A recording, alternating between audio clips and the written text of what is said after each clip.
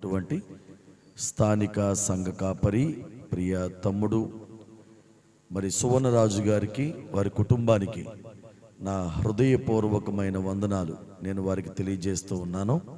అలాగే మరి ప్రత్యేకంగా మరి వీరు ప్రియులుగా మాకున్నారు తమ్ముడు సాల్మన్ గారికి కూడా హృదయపూర్వకమైన వందనాలు తెలియజేస్తున్నాను. మొన్నే చాలా విజయవంతంగా మరి సభలు చాలా ఆశీర్వాదకరంగా ప్రారంభం నుంచి ముగింపు వరకు కూడా వర్షం ఆటంకాలు కలిగిన చాలా అద్భుతంగా సభలు నిర్వహించారు అక్కడ. మరి వారికి కూడా ప్రత్యేకమైన వందనాలు తెలియజేస్తున్నాను. అలాగే ప్రియమైన దైవజనులు ఉన్నారు ముందున, వారికి కూడా నా ప్రత్యేకమైన వందనాలు నేను తెలియజేస్తున్నాను. అలాగే మరి కూడి వచ్చిన మీ అందరికీ ప్రభు అయిన యేసుక్రీస్తు నామములో నా హృదయపూర్వకమైన వందనాలు. దేవుడు మిమ్మల్ని అందరినీ దీవించునుగాక, దేవుడు మిమ్మల్ని అందరినీ ఆశీర్వదించునుగాక. రండి దేవుని వాక్యాన్ని ధ్యానం చేద్దాం. ప్రకటన గ్రంథము 1వ అధ్యాయము 9వ వచనం చదువుకుందాం. ప్రకటన గ్రంథము 1వ అధ్యాయము 9వ వచనం. మీ సహోదరులను యేసును బట్టి కలుగు శ్రమలోను రాజ్యములోను సహనములోను పాలివాడనునైన యోహాను అను నేను దేవుని వాక్యము నిమిత్తమును యేసును గూర్చిన సాక్ష్యము నిమిత్తమును పద్మాసు ద్వీపమున పరవాసినైతిని. అందరం కళ్ళు మూసుకుందాం, దేవుణ్ణి అడుగుదాం. దేవా నాతో మాట్లాడు నాయనా. చేతులు పైకెత్తి ఇంతవరకు మనం ఆరాధన చేశాం కదండి, చక్కగా దేవుడు మనందరితో మాట్లాడినట్లుగా అందరూ కళ్ళు మూసుకోండి, అందరూ కళ్ళు మూసుకోండి, ఎవ్వరూ కళ్ళు తెరిచి ఉండొద్దు. కళ్ళు మూసుకొని మనం దేవుని అడుగుదాం. దేవా నాతో మాట్లాడయ్యా, దేవా నన్ను వెలిగించు నాయనా, నన్ను జీవంతో నింపు నాయనా అంటూ మనందరం కలిసి అడుగుదాం. ప్రియులారా, మన దేవుడు మాట్లాడే దేవుడు. మనం ఎంతగా అడుగుతామో అంతగా మన దేవుడు మనందరినీ కూడా దర్శించే దేవుడు ఆయన, కార్యం జరిగించే దేవుడు ఆయన, మేలు చేసే దేవుడు ఆయన. నీ వాక్యమే నన్ను బ్రతికించేది నా ఎవ్వరు చప్పట్లు కొట్టద్దు, అందరు అలాగే మనం మౌనంగా పాడదాం. నీ వాక్యమే నన్ను బ్రతికించేది, నా బాధలలో నెమ్మదినిచ్చేది. నీ వాక్యమే నన్ను బ్రతికించేది, నా బాధలలో నెమ్మదినిచ్చేది. అందరూ కలిసి నీవు నాకు మేలయా, నీవు నాకు మేలయా, నీ దర్శనమే నాకు చాలయ్యా, నీ దర్శనమే నాతో మాట్లాడు ప్రభువా, నీవే మాట్లాడుమయ్యా, నాతో మాట్లాడు, నీవే మాట్లాడుమయ్యా. ప్రార్థన చేద్దాం. జీవం కలిగిన దేవా, సర్వాధికారివైన తండ్రి, మీ పరిశుద్ధమైన ఉన్నతమైన శ్రేష్టమైన నామానికి వందనాలు, స్తుతులు, స్తోత్రాలు నాయనా. మీ వాక్యాన్ని ధ్యానిస్తూ ఉండగా మాలో మీ కార్యాలు జరిగించండి. సంఘము ఉజ్జీవించబడ్డానికి, సంఘము క్షేమాభివృద్ధి పొందుకోవడానికి నాయనా మీ ద్వారాలు తెరవండి ప్రభువా. మీ కార్యాలు చేయండి నాయనా. అట్టి రీతిగా మీ వాక్యములోని సంగతులు నాయనా బోధించుమని వేడుకుంటున్నాను. ఇక్కడ చేరి ఉన్న ప్రతి ఒక్క హృదయం దర్శించబడ్డానికి, వెలిగించబడ్డానికి, జీవంతో నింపబడ్డానికి దేవా మీ సహాయం మీరు దయచేయమని యేసు నామమున అడిగి వేడుకొనుచున్నాను తండ్రి, ఆమేన్. Praise the Lord. ఇది 2024 సంవత్సరం. నేను మాట్లాడబోతున్న విషయం క్రీస్తు శకం 90వ దశాబ్దం. ఇది ఎన్నో సంవత్సరం చెప్పండి? 2024. నేను చెప్పేది 90 ఆ సమయం. 2024 ఎక్కడ, 90 ఎక్కడ? 2024లో భారతదేశాన్ని పరిపాలిస్తున్న ప్రధానమంత్రి ఎవరు అంటే మోడీ గారు అని చెప్తాం మనం. ఇది చరిత్ర. అలాగే 90వ దశాబ్దంలో రోమా సామ్రాజ్యాన్ని పరిపాలిస్తున్నటువంటి చక్రవర్తి ఎవరంటే డొమిషియన్ అని చరిత్ర చెప్తుంది. మోడీ గారు మన భారతదేశాన్ని ఎలాగైతే ఆయన పరిపాలిస్తున్నారో డొమిషియన్ అనే చక్రవర్తి కూడా 90వ దశాబ్దంలో రోమా సామ్రాజ్యాన్ని పరిపాలిస్తూ ఉండేవాడు. ఆయనకి ఒక ఆలోచన కలిగింది. అప్పటికే ఆయన్ని లార్డ్ అని పిలిచేవారు. LORD, లార్డ్, ప్రభువు. ఇప్పటికీ మన భారతదేశంలో జడ్జిల్ని మిలార్డ్ అని పిలుస్తారు, లార్డ్ అని. అయితే ఆయనకి లార్డ్ అనేది తక్కువైపోయింది. ఆయనకి ఇంకా మనసు లేదు, ఆలోచన కలిగింది. ఆయనకు ముందున్నటువంటి నీరో చక్రవర్తి మనస్సులో కలిగినటువంటి ఆలోచనే ఈయన మనస్సులో కూడా కలిగి నన్ను మీరు లార్డ్ అని మాత్రమే కాదు, గాడ్ అని పిలవండి అన్నాడు. గాడ్ అంటే ఏంటి? దేవుడు. లార్డ్ అంటే ఏంటి? ప్రభు. నన్ను దేవుడు అని పిలవండి అంటే ఆనాటి రోమా సామ్రాజ్య పరిపాలనలో ఉన్నటువంటి ప్రతి ప్రజలు కూడా రాజుగారు తలుచుకుంటే దెబ్బల కొదువ అన్నట్లుగా ఆయన అందరూ దేవునిగా పిలిచారు, దేవునిగా కీర్తించారు.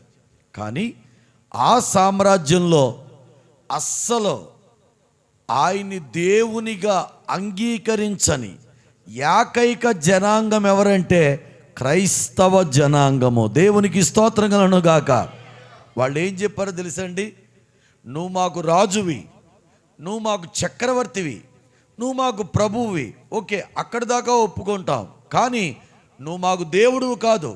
మా దేవుడు ఈ లోకాన్ని, ఈ ప్రపంచాన్ని సృష్టించినటువంటి సృష్టికర్త అయిన దేవుడు, ఆయన పేరు యేసుక్రీస్తు అని వారందరూ దేవుని కొరకు నిలవబడ్డారు. ప్రియులరా, ప్రైజ్ ది లార్డ్. నిజంగా దేవుని కొరకు ఈ రోజున ఇలా నిలవబడేవారు చాలా తక్కువ కదండి. ఇప్పుడు మీరందరూ చర్చకొచ్చారు, సంతోషమే. కానీ నిజంగా దేవుని కొరకు నిలబడవలసిన అవసరం వచ్చిందనుకోండి ఒకవేళ, అప్పుడు మనం నిలబడతామా లేదా అన్నది నిజమైన పరీక్ష. అది ఆది సంఘం కాబట్టి ఆది సంఘంలో ఉన్న వాళ్ళందరూ కూడా దేవుని కొరకు నిజమైనటువంటి సాక్షులుగా వారందరూ నిలవబడి వాడు చెప్పారు, మాకు యేసు ప్రభే దేవుడు తప్ప నువ్వు మాకు దేవుడివి కాదు. అప్పుడు చక్రవర్తి ఇంతమందిని చంపేస్తే బాగోదని వీళ్ళందరిలో కూడా పెద్దోడిని పిలిపించండిరా, ఆ పెద్దోడిని మనం భయపెడదాం, ఆ పెద్దోడికి మనం వార్నింగ్ ఇద్దాం, ఆ పెద్దోడిని బట్టి ఈ మిగిలిన వాళ్ళందరూ భయపడతారు అని ఓ పెద్దవాడిని పిలిపించారు. వయస్సులో, అనుభవంలో, పరిశుద్ధతలో, విశ్వాసంలో అప్పటికి పెద్దవాడు ఎవరంటే శిష్యుడైనటువంటి యోహాను. ఆయన పెద్దవాడు కాబట్టి ఆయన్ని తీసుకొచ్చారు. క్రైస్తవులే ఒప్పుకోలేనప్పుడు అపోస్తులుడైన యేసు ప్రభువారి వెంటే ఉన్నటువంటి యోహాను ఎందుకు ఒప్పుకున్నాడో చెప్పండి? ఆయన ఒప్పుకోలేదు. కాబట్టి తీసుకెళ్ళి పద్మాసు ద్వీపము అనే జైల్లో పడేశారు. ఆయన్ని జైల్లో పడేశారు. ఆ జైల్లో పడేగా ఆయన పరిశుద్ధాత్మతో నింపబడి వ్రాసినటువంటి గ్రంథమే ప్రకటన గ్రంథము. దేవునికి స్తోత్రం కలుగును గాక. Praise the Lord. ఓకేనండి. ఇప్పటిదాకా నేను చెప్పిన ఈ సంగతిని అంతటినీ కూడా మీకు ఉద్దేశంలో పెట్టుకొని 3 మాటలు చెప్పేసి సింపుల్గా అప్పుడు నేను వాక్యంలోకి వెళ్తాను. ఓకే, ఈ రాత్రి ఓ చిన్న అంశాన్ని మనందరం కలిసి ధ్యానం చేద్దాం. ముందుగా ఇప్పటిదాకా నేను చెప్పాను కదా, దీన్ని ఆధారం చేసుకొని నేను మీకు 3 విషయాలు చెప్తాను ఇప్పుడు. నెంబర్ 1, ఆయన పద్మాసు ద్వీపంలోకి వెళ్తే, అనగా జైల్లోకి వెళ్తే, ఆ పద్మాసు ద్వీపంలో ఒక్కడనే వదిలేలేదండి. దేవుడు పద్మాసు ద్వీపములో ఉన్నటువంటి యోహాను దగ్గరికి పరలోకం నుండి దేవుడు దిగి వచ్చి ఆయనకు ప్రత్యక్షమై ఆయనతో మాట్లాడడం జరిగింది. దేవునికి స్తోత్రం కలుగును గాక. దీన్ని బట్టి మనందరం గుర్తుపెట్టుకోవాల్సింది ఏంటంటే, మనం జైలు అంటే అర్థం బంధకాలు, అంటే కష్టాలు, బాధలు, శ్రమలు, ఇబ్బందుల్లో ఉన్నప్పుడు మనకి ఖచ్చితంగా ఎవరు తోడున్నా లేకపోయినా ఆ బంధకాలలో, ఆ కష్టాలలో ప్రత్యక్షమయ్యే గొప్ప దేవుడు ఈరోజు మనం ఆరాధిస్తున్నటువంటి మన యేసయ్య. Praise the lord. నిన్ను వదలడు ఆయన. ప్రజలు ఇప్పుడు ఎలా ఉంటారు చెప్పనండి? మన పరిస్థితులు బాగున్నాయనుకోండి మనతో ఉంటారు, మన పరిస్థితులు బాగాలేదనుకోండి మనం చేయి విడిచిపెట్టి వెళ్ళిపోతారు. ఏ మనుష్యుడు నమ్మదగిన వాడు కాడు. అలా ఉన్నారు ఈరోజు చాలామంది. అయితే బంధకములో, జైల్లో ఉన్నటువంటి యోహాన్ని ఎలాగైతే యేసయ్య విడిచిపెట్టలేదో, ఈరోజు ఆయన పిల్లగా ఉన్న మనల్ని కూడా ఆయన విడిచిపెట్టేవాడు కాదు, మనందరికీ తోడుగా ఉండే దేవుడు ఆయన. Praise the Lord. ఇది మొట్టమొదటి విషయం. రెండో విషయం, యోహాను గారి దగ్గరికి వెళ్ళి, యోహాను గారు, మీకు పద్మాసు ద్వీపము అనే జైలు అంటే మీకు ఏం గుర్తొస్తుందండి అంటే, ఒకవేళ జైలు అంటే ఇలా చెప్పాలి, అన్నం లేదయ్యా, నిద్ర లేదయ్యా, బాధతో గడిపాను, ఒంటరితనం అనుభవించాను, ఎంత బాధేసిందో నాకు అని చెప్పాలి. కానీ పద్మాసు ద్వీపం అనే జైలు మీకు గుర్తొస్తే మీకు ఏం గుర్తొస్తుందండి అంటే, యోహాన్ అంటాడు ఏమనో తెలుసా, ప్రకటన గ్రంథం దేవుడు నాకు ఇచ్చిన విషయం గుర్తొస్తుంది అంటాడు. అంటే పద్మాసు ద్వీపం అనే జైలు ఆయనకు జైలు కాదు, ప్రకటన గ్రంథము దొరికిన గొప్ప భాగ్యవంతమైనటువంటి స్థలం అండి. Praise the Lord. ఈ రాత్రి ఓ మాట చెప్పనా, ఇక్కడ మనలో మీలో ఎవరైనా కానీ శ్రమ అనుభవిస్తున్నా, బాధ అనుభవిస్తున్నా, కష్టం అనుభవిస్తున్నా, మీ కష్టంగా ఉండనివ్వడు దేవుడు. ఆ కష్టాన్ని ఓ గొప్ప భాగ్యంగా మార్చేస్తాడు ఆయన. మీ శ్రమని గొప్ప దీవెనగా మార్చేస్తాడు ఆయన. Praise the Lord. అసలు జైలే కాదు యోహాను గారికి. ఎందుకు? జైలు అంటే ప్రకటన గ్రంథం గుర్తు వస్తుంది. అంతెందుకు, ఇంత అద్భుతమైన ఈ పరిశుద్ధ గ్రంథాన్ని దేవుడు ఆదికాండంతో మొదలు పెట్టాడు కదా ఆయన. మరి చివరి దేంతో ముగించబడింది చెప్పండి? ప్రకటన గ్రంథం. మరి ఆ ప్రకటన గ్రంథం యోహాను గారిని దేవుడు ఏసీ రూమ్లో కూర్చోబెట్టి 6-8 మంచం ఇచ్చి మంచిగా బిర్యానీ పెట్టి దేవుడు రాయించలేదండి ఆ గ్రంథం. శ్రమలలో, బంధకములో, జైల్లో వ్రాయించిన గ్రంథమే ఈ పరిశుద్ధ గ్రంథానికి ముగింపు గ్రంథముగా నిలవబడింది. చప్పట్లు కొట్టి ఒకసారి దేవుని నామాన్ని మహింపరచుదాం. Praise the lord. నీ శ్రమ నీ జీవితంలో కొన్నిసార్లు దేవుడు గొప్ప భాగ్యంగా మార్చేస్తాడు ఆయన, ఆశీర్వాదకరంగా మార్చేస్తాడు. ఇంకా వీలుంటే వాక్యంలోకి వెళ్తే శ్రమ గురించి చెప్పాల్సిన సందర్భాలు ఉన్నాయి. అప్పుడు వీలుంటే, టైం ఉంటే తప్పకుండా మనం చెప్పుకుందాం. నాకైతే చాలా టైం ఇచ్చారు నాకు, కానీ ఫస్ట్ రోజే కాబట్టి మొదటి రోజు బిగింపు చేయకూడదు ఎప్పుడూ కూడా. కానీ ప్రారంభం రోజు కొద్దిసేపు నేను దేవుని మాటలు అందిస్తాను. ఓకే, ఇప్పటిదాకా ఎన్ని చెప్పాను చెప్పండి? 2 మాటలు చెప్పాను నేను. ఓకే, ఒంటరిగా ఉన్న వ్యక్తిని దేవుడు వదలలేదు. మీరు ఒంటరిగా ఉంటే దేవుడు మిమ్మల్ని వదలడం. 2, జైలు కాదు ఆయనకి, అది ఒక గొప్ప భాగ్యం. ఇది ఎలా చెప్పగలమో చెప్పనండి. యెహెజ్కేలు అనే ఒక వ్యక్తిని మీరు కూడా జైల్లోకి వెళ్ళారంట కదా అంటే, ఆయన అంటాడు, ఆ జైల్లో, ఆ బంధకంలో నేను యెహెజ్కేలు గ్రంథం రాశానయ్యా అంటాడు ఆయన. అపోస్తలుడైన పౌలు గారి దగ్గరికి వెళ్ళి, పౌలు గారు మీరు కూడా జైల్లోకి వెళ్ళారంట కదా, జైలు అనుభవాలు ఏంటండి అంటే, ఆయన చెప్తాడు, జైలు ఏంటయ్యా బాబు, నేను చక్కగా కూర్చొని జైల్లో 5 పత్రికలు రాశాను అంటాడు ఆయన. ఏంటి పౌలు గారు జైల్లో రాసిన పత్రికలు? ఎఫెసీయులకు రాసిన పత్రిక, ఫిలిప్పీలకు రాసిన పత్రిక, కొలస్సీలకు రాసిన పత్రిక, తిమోతికి రాసిన 2వ పత్రిక, ఫిలేమోనుకు రాసిన పత్రిక. ఈ 5 పత్రికలు కూడా పౌలు గారు జైల్లో ఉండగా వ్రాసిన పత్రికలండి. పౌలు గారు మీకు జైలు అంటే ఏం గుర్తొస్తుందంటే ఆయన చెప్తాడు, నాకు 5 పత్రికలు జ్ఞాపకం వస్తాయి. చక్కగా పేపర్ ముందును పెట్టుకొని ఆ పెన్ను ముందును పెట్టుకొని చక్కగా 5 పత్రికలు రాశానయ్యా అంటాడు ఆయన. ఒక ఆయన తీసుకెళ్ళి జైల్లో వేశారు. ఆయన పేరు జాన్ బన్యన్. బయట బైబిల్లో వ్యక్తి కాదు ఆయన. తీసుకెళ్ళి యేసు ప్రభువుని నమ్ముకున్నాడు అన్న కారణంగా ఆయన తీసుకెళ్ళి జైల్లో వేశారు. వేస్తే అక్కడ ఆయన ప్రార్థన చేసుకున్నాడు. పరిశుద్ధాత్మ దేవుడు ఆయనకు ప్రత్యక్షం అవ్వగా అద్భుతమైన గ్రంథం రాశారండి. ఈ ఫేస్బుక్, ఈ యూట్యూబ్ ఇవన్నీ లేని రోజుల్లో, పుస్తకాలు చదివే రోజుల్లో బైబిల్ తర్వాత ప్రపంచంలో అత్యధికంగా అమ్ముడుపోయిన పుస్తకం అదే. ఆ పుస్తకం పేరు ఏం పేరు తెలుసండి? యాత్రికుని ప్రయాణము. యాత్రికుని ప్రయాణం అనే పుస్తకం జాన్ బన్యన్ అనే భక్తుడు జైల్లో రాశాడు. ఇప్పటిదాకా ఏమర్థమైంది? యెహెజ్కేలుకు జైలు కాదు, యెహెజ్కేలు గ్రంథం. పౌలు గారికి జైలు కాదు, 5 పత్రికలు. జాన్ బన్యన్ గారికి జైలు కాదు, యాత్రికుని ప్రయాణం అనే గ్రంథం. యోహాను గారికి జైలు కాదు, ప్రకటన గ్రంథం. నీకు కూడా శ్రమ కాదు, జైలు కాదు, బంధకం కాదు, నింద కాదు, కష్టం కాదు. నీ జీవితంలో కూడా గొప్ప దేవుని ప్రత్యక్షత కలుగజేసే ఒక అద్భుతమైన అనుభవమే మనకొచ్చే శ్రమ, కష్టము, నింద, బాధ. చప్పట్లు కొట్టి ఒకసారి దేవుని నామాన్ని మహింపరచుదాం. Praise the Lord. ఓకే, 2 మాటలు. 3వ మాట నేను చెప్పి అసలైన వాక్యంలోకి నేను వెళ్తాను. ఓకే అండి. 3వ మాట ఏంటి? 3వ మాట అంటే ఆ జైల్లో యోహాను చచ్చిపోయాడండి అంటే చరిత్ర చెప్తుంది ఏమనంటే, జైల్లో ఉన్న యోహాన్ని అతి కొద్ది రోజుల్లోనే ప్రకటన గ్రంథం అయిపోయేసరికి దేవుడు ఆయన్ని విడుదల చేశారండి బయటికి. Praise the Lord. అంటే జైల్లో ఉన్నాడు కాబట్టి అదే జైల్లో యోహాను చనిపోలేదు. ఆ జైలు నుంచి అతి కొద్ది రోజుల్లోనే దేవుడు విడిపించాడు, ఆ పని జరిగించాడు. ప్రకటన గ్రంథం రాయించాడు దేవుడు, ప్రత్యక్షత ఇచ్చాడు, పరలోకం చూపించాడు, రాబోయే రోజుల్లో జరగబోయే విషయాలను చూపించాడు. అయిపోయిందా? సరే అయిపోయింది, వచ్చే యోహాను అన్నాడు దేవుడు. యోహాను బయటకు వచ్చాడు.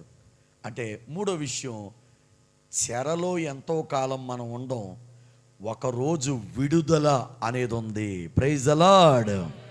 యోహాను గారికి ఏముంది చెప్పండి? విడుదల ఉంది. ఈరోజు ఒకవేళ ఎవరైనా ఎన్నాళ్ళు నాకు ఈ కష్టాలు, ఎన్నాళ్ళు నాకు ఈ నిందలు, ఎన్నాళ్ళు నాకు ఈ బాధలు, ఎన్నాళ్ళైనా ఇదే జీవితమా అని ఒకవేళ ఇక్కడ కూర్చున్న మీలో ఎవరైనా అనుకుంటూ ఉంటుంటే, దేవుడు ఈరోజు మీతో మాట్లాడుతున్న విషయం, విడుదల సమీపించబోతూ ఉంది. దేవునికి స్తోత్రం కలుగును గాక. నువ్వు తిన్నగా లేకపోతే మాత్రం విడుదల చేయడు దేవుడు. ఇది కూడా గుర్తుపెట్టుకోవాలి. ఏదో మనం దేవుని వాక్యం చెప్పాం కాబట్టి అందరికీ విడుదల కాదు ఇక్కడ. ఈ మాటలు విని ఎవరైతే వణికి ఆయన మీద దృష్టి ఉంచుతారో, ఎవరైతే భయభక్తులు కలిగి ఉంటారో, నేను ఖచ్చితంగా చెప్తాను, నీ చెర కాదు, ఆ చెరలోండి దేవుడు విడిపించడం మాత్రమే కాదు, బైబిల్లో ఉంటుంది, అతన్ని విడిపించి అతన్ని గొప్ప చేస్తాను అన్నాడు ఆయన. దేవునికి స్తోత్రం కలుగును గాక. ఎవరైనా తండ్రి ఎప్పుడు తండ్రి నాకు విడుదల అనుకుంటున్నారా? భయపడకండి, మన దేవుడు గొప్ప దేవుడు ఆయన. Praise the Lord. ఇప్పటిదాకా నేను చాలా అప్పులు చేశానండి. చర్చ్ కోసం అప్పులు చేశాను. నా వ్యక్తిగతంగా నేను ఎప్పుడూ అప్పు చేయలేదు. చర్చ్ కొరకు, పరిచర్య కొరకు చాలా అప్పులు చేశాను. అయితే ఎప్పటి నుంచో వాక్యం చెప్తూ ఉండగా, అప్పు అనేది తప్పు. చెప్పండి, ఏంటి చెప్పండి? అప్పు తప్పు. మళ్ళీ ఈ మాట చెప్పగలరు అందరూ? అప్పు తప్పు. ఓకే, అది తప్పు. కానీ వాక్యం చెప్తున్నాను, కానీ నేను అప్పు చేస్తున్నాను. ఎలాగా? ఈ సంవత్సరమే ఏప్రిల్ నెలలో ఒక నిర్ణయం తీసుకున్నాను. నేను పుట్టినరోజు వచ్చింది. నేను అనుకున్నాను, దేవా ఈ అప్పుల నుంచి నాకు విడుదల ఇవ్వు నాయన. కొన్ని ఈఎంఐలు ఉన్నాయి. ఈఎంఐలు ఇప్పుడు అప్పుడే అప్పులు తీర్చబడవు కదండి. అవి అలా ఉంటూనే ఉంటాయి. మనకేంటంటే అప్పులు చేయడానికి కావలసిన ద్వారాలు ఉన్నాయి ఈ రోజుల్లో. ఎన్ని ద్వారాలు? మంగళవారం కూడా వస్తాడు మనకి, మన వైపు వస్తారండి. మంగళవారం కూడా, బుధవారం కూడా, అవి చిన్న చిన్న అప్పులు అనమాట. చాప, దిండు, అవి ఇవి ఏవో అమ్ముతుంటారు కదా చిన్న చిన్నవి, అది వదలం మనం. ఇవి కాకుండా ఇంతకుముందైతే ఉండమ్మ, బొట్టు పెడతా, స్వయం కృషి ఇవన్నీ వచ్చేవి. ఇప్పుడు అవి మళ్ళీ స్టార్ట్ అయ్యలేదు తెలియదు, కానీ అవి వదలం. డ్వాక్రా అప్పులు ఉంటాయి, దాన్ని వదలం. రొక్కం అప్పులు ఉంటాయి, దాన్ని వదలం. బ్యాంక్ అప్పులు ఉంటాయి, దాన్ని వదలం. ఎన్ని అప్పులు దొరికితే అన్ని అప్పులు చేస్తాం. మళ్ళీ పైపించి ఏమంటాం తెలుసా? ఏంటో ఏం చేయాలో అర్థం అవ్వట్లేదు, అప్పులు ఎక్కువైపోయాయి అంటారు. ఓకే, నాకు ఈఎంఐలు ఉన్నాయి, ఇప్పుడప్పుడే అవి తీర్చబడం, కాబట్టి ఏం చేయగలం? అయితే రొక్కం అప్పు అయితే మాత్రం దాదాపుగా ఒక 3.5 లక్షల వరకు ఉందండి. 3.5 లక్షలు. దేవా, మరి నేను ఇక్కడ నుంచి అప్పు చేయను నాయన, ఇక మీ చిత్తం ప్రభు అనుకున్నాను. 40 రోజులు యోనా గ్రంథ ధ్యానాలు చేశానండి మా సంఘంలో. బయటకు వచ్చింది చాలా తక్కువ. 40 రోజుల్లో 5 రోజులు ఇచ్చానంతే బయటికి. మిగిలిన రోజులన్నీ మా సంఘంలోనే ఉన్నాను నేను. మా సంఘం చాలా మంచి సంఘం. అంటే నన్ను ఏ విషయంలోనైనా సరే ముందుకు వస్తారో, నేను వాళ్ళకి డబ్బుల గురించి చెప్పను, వాళ్ళు నాకు డబ్బులు ఎవరో. దేవునికి స్తోత్రం కలుగును గాక. అది అంత అండర్స్టాండింగ్ ఉంది మా మధ్యలో. మిగిలిన ఏ విషయమైనా పరిచర్య చేయాలంటే ముందుకు వస్తారు, అన్నిటికీ ముందుకు వస్తారు. నేను వాళ్ళకి డబ్బుల గురించి చెప్పను, వాళ్ళు కూడా అలాగే డబ్బులు అయ్యి ఇవ్వరు. సంఘమా, రాజమండ్రిలో సంఘం అంటే మీరు ఏమనుకుంటారంటే, అయ్య బాబు అయ్యగారికి ఎంత వచ్చేద్దరా బాబు అనుకుంటారు. అసలు మా సంఘం చూసారనుకో, మీరు ఆదివారం పూట వచ్చిన జనాన్ని చూసారనుకోండి, అయ్య బాబు ఎంతమంది వచ్చేస్తున్నారండి, మీకు ఎంత కానుక వచ్చేద్దండి అనుకుంటారు. వాళ్ళు కూడా ఎక్కువగా ఏం టెన్షన్ పడరు. వాళ్ళు చెప్పాలంటే మా సంఘంలో చాలామంది కనీసం కానుక కూడా పట్టురారు అసలు. అయి నేను వాళ్ళని ఏమన్నా, ఎందుకంటే నేను పిలువబడినప్పుడు అనుకున్నాను ఏమనంటే, కానుక గురించి సంఘంలో మాట్లాడకూడదు అనుకున్నాను అంతే నేను. ఓకే, మరి ఎలాగా? 40 రోజులే కష్టం, బయటికి వెళ్ళలేదు, చాలా అమౌంట్స్ ఉన్నాయి, ప్రతి నెల కట్టవలసిన ఈఎంఐలు ఇవన్నీ ఉన్నాయి, వడ్డీలు ఉన్నాయి, ఇవన్నీ ఉన్నాయి. ఎలాగా సరే, దేవుడు అద్భుతాలు చేశారండి. 40 రోజులు చివరికి వచ్చేసరికి అద్భుతాలు చేశాడు. ఒక కంప్యూటర్ ఒకటి యోనా గ్రంథాన లైవ్ ఇద్దాం అనుకుంటే కంప్యూటర్ పోయింది. అది కొనడానికి కూడా నేను అప్పు చేయకూడదు అనుకున్నాను కదండి. ఇక్కడ నుంచి అప్పు చేయకూడదు ప్రభు అనుకుంటే మొత్తం అలాగ 1 లక్ష రూపాయలు సమకూరిపోయింది. కంప్యూటర్ కొనేసాం, మొత్తానికి అప్పు చేయకుండా దేవుడు సహాయం చేశాడు. కానీ నా ముందు ఎంత ఉంది చెప్పండి? 3.5 లక్షలు. ఓకే, ఉంది. సరే, నేను మామూలుగా మీటింగ్స్ రావడం మొదలుపెట్టాను, మొత్తం అన్నీ జరుగుతున్నాయి.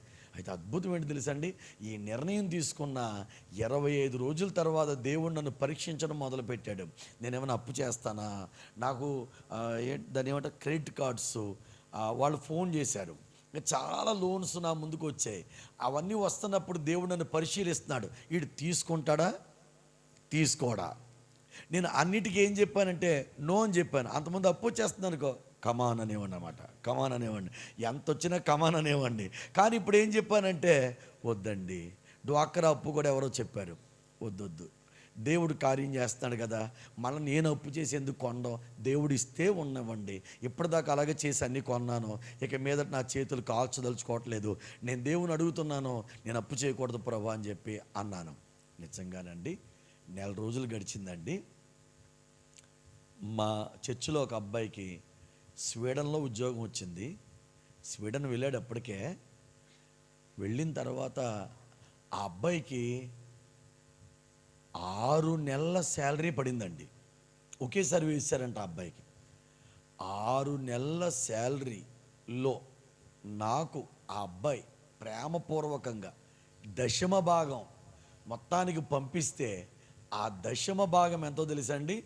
అక్షరాల 3,03,500 రూపాయలు. దేవునికి స్తోత్రం కలుగును గాక. అంటే ఇప్పుడు 3.5 లక్షలు అని చెప్పాను కదా, దీంట్లో 3 అసలైన తీర్పు లేదు చెప్పండి. Praise the Lord. మనం అండి ఒక నిర్ణయం తీసుకొని దానికి మనం నిలబడినప్పుడు దేవుడు అద్భుతమైన విడుదల ఇస్తారండి ఆయన. Praise the Lord. మన జూన్ నెల 4వ తారీఖుకి పైన 60,000 50,000 60,000 అని చెప్పాం కదండి. మొన్న నెల నుంచి 20 కట్టుకుంటూ వచ్చానవి. మొన్న జూన్ 5వ తారీఖుకి 3 నెలల్లో 3,20,000 60 అయిపోయింది. ఈ 3 లక్షలు అయిపోయింది. ఇప్పుడు రొక్కం అప్పు అంటూ నేను ఏప్రిల్లో డెసిషన్ తీసుకుంటే, ఏప్రిల్, మే, జూన్, ఈ 3 నెలల్లో 3.5 లక్షల నుంచి దేవుడు నాకు అద్భుతమైన విడుదల ఆయన అనుగ్రహించాడు. దేవునికి స్తోత్రం కలుగును గాక. ఈ రాత్రి నేను మీతో చెప్తున్నాను, నేను చెప్పేది ఇది ఒక ఎగ్జాంపుల్, ఇక చాలా ఉన్నాయి కానీ చెప్పడానికి ఇది ఒకటి చాలు. ఇలాగే అప్పుల, ఇబ్బందుల, సమస్యల, వాటిలో ఎల్లకాలం ఉంచేసే దేవుడు కాదు మన దేవుడు. కొన్నాళ్ళు ఉంచుతాడు ఆయన, నీకు నాకు కొన్ని పాఠాలు నేర్పించాలని. కానీ ఒకానొక రోజు ఏముంది చెప్పండి, విడుదల ఉంది. ఈ కూటమిలో దేవుడు ఈ సందేశం నాతో మాట్లాడమని నాకు ప్రేరేపణ కలిగినప్పుడు ఖచ్చితంగా మీలో కొంతమందికి విడుదల ఉంది కాబట్టే దేవుడు ఈ సందేశం ఇక్కడ మాట్లాడడానికి ఆయన నాకు అనుమతినిచ్చాడు. Praise the lord. మరి మీలో ఎవరికైతే విడుదల ఉందో మీరు నమ్మండి, దానికి తగ్గట్టుగా జీవించండి. దేవుడు విడుదలిచ్చినప్పుడు మీరు కూడా సాక్ష్యాలు చెప్తారు, దేవుడి నామాన్ని మహింపరుస్తారు.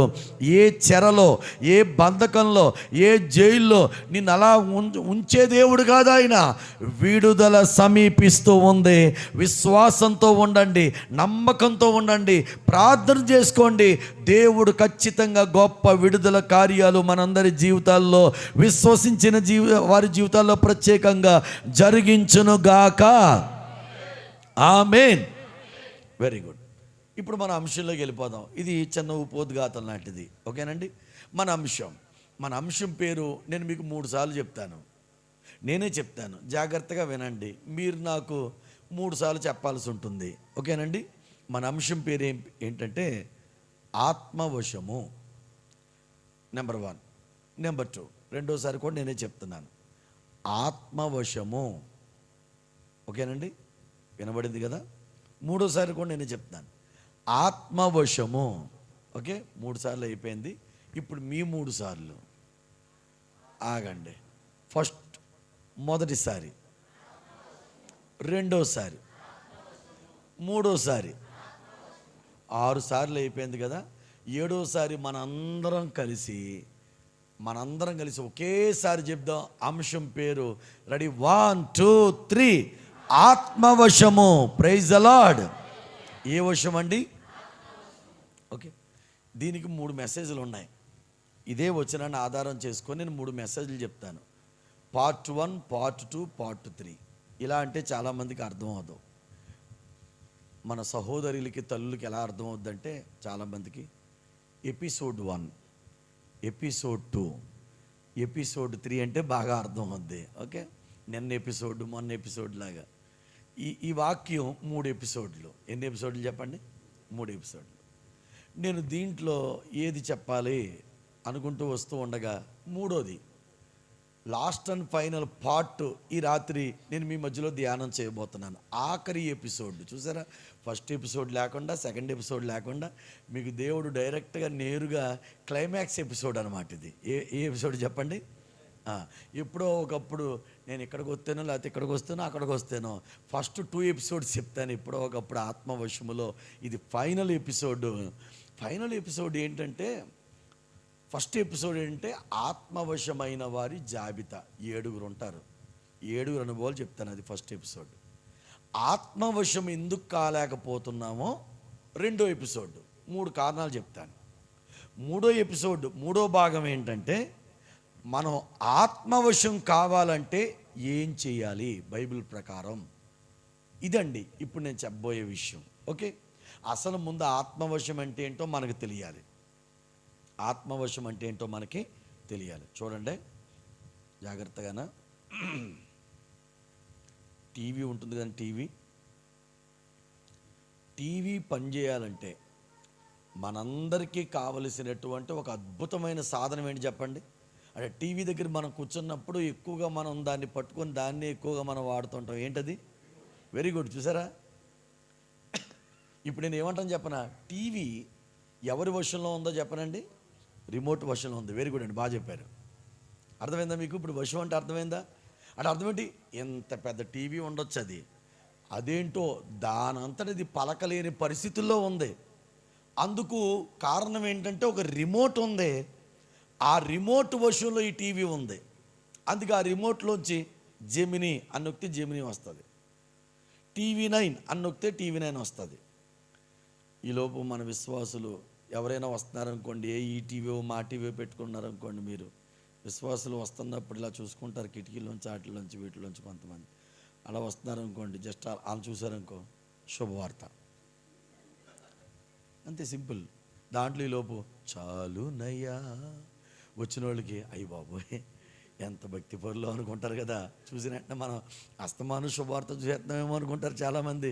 అది ఎవరైనా వస్తేనే పెట్టుకుంటాం శుభవార్త కదా. అయితే నేను అంటాను, అర్థమైంది కదా మీకు వశం అంటే ఏంటి చెప్పండి, రిమోట్. అలాగా ఈరోజు చాలామంది లోక వశంలో ఉంటున్నారండి. లోకము యొక్క వశము, సాతాను యొక్క వశంలో ఉంటున్నారు. దేవుడు ఏమంటున్నాడంటే, నువ్వు ఎవరి వశములో ఉన్నా నువ్వు పాడైపోతావు. దేవుడు చెప్తున్న మాట, నా వశంలోనికి రా అంటాడు. అదే ఆత్మవశం. ఆయన రిమోట్ అయితే మనందరినీ ఎక్కడెక్కిస్తాడో ఆలోచించండి ఒకసారి. మనం ఎవరి చేతిలోనూ ఉన్నామనుకోండి, ఎవరి వశంలో ఉన్నామనుకోండి, వాళ్ళు మనల్ని పాడు చేస్తారు, వారు మనల్ని నాశనం చేస్తారు. అది ఏదైనా సరే కావచ్చు. కొంతమంది ఏమో ఫోన్ వశం, అవునా? ఫోన్ వశంలో ఉన్నవాళ్ళు ఎవరన్నా బాగుపడతారండి? ఆరోగ్యపరంగా బాగుపడరు, ఆత్మీయంగా బాగుపడరు, ఆలోచన పరంగా బాగుపడరు. మొత్తం అంతా ఈరోజు చాలామందిని ఫోన్ ఆపరేట్ చేస్తుంది. అలా ఫోన్ వశంలో ఉంటారన్నమాట వీళ్ళు. ఫోన్ ఏం చెప్తే అదే చేస్తారు వీళ్ళు సొంతంగా ఏం చేయలేరు. ఎందుకంటే ఫోన్ ఇప్పుడు మొత్తం పైకి చూడండి అనుకోండి, పైకి చూస్తారు. అప్పుడు ఈలోపు టంగ్ మన ఒక శబ్దం వస్తుంది. వెంటనే వీళ్ళు ఎక్కడున్నా సరే ఈ ఫోన్ వశంలో ఉంటారు కాబట్టి టంగ్ మన శబ్దంగా ఏం చూస్తారు చెప్పండి, ఫోన్ చూస్తారు. అంటే చూసారా, ఆ వశంలో ఉన్నప్పుడు అది ఏం చెప్తే చేస్తాం. చివరికి ఫోన్ ఎంత పాడు చేస్తుంది చాలామందిని. డబ్బు వశంలో కొంతమంది ఉంటారు, డబ్బు ఎంత పాడు చేస్తుంది. డబ్బు ఏం చెప్తే చేస్తున్నారు. ఇప్పుడు ఎక్కడైనా ప్రపంచంలో డబ్బు ఏం చెప్తే అదే రూలు.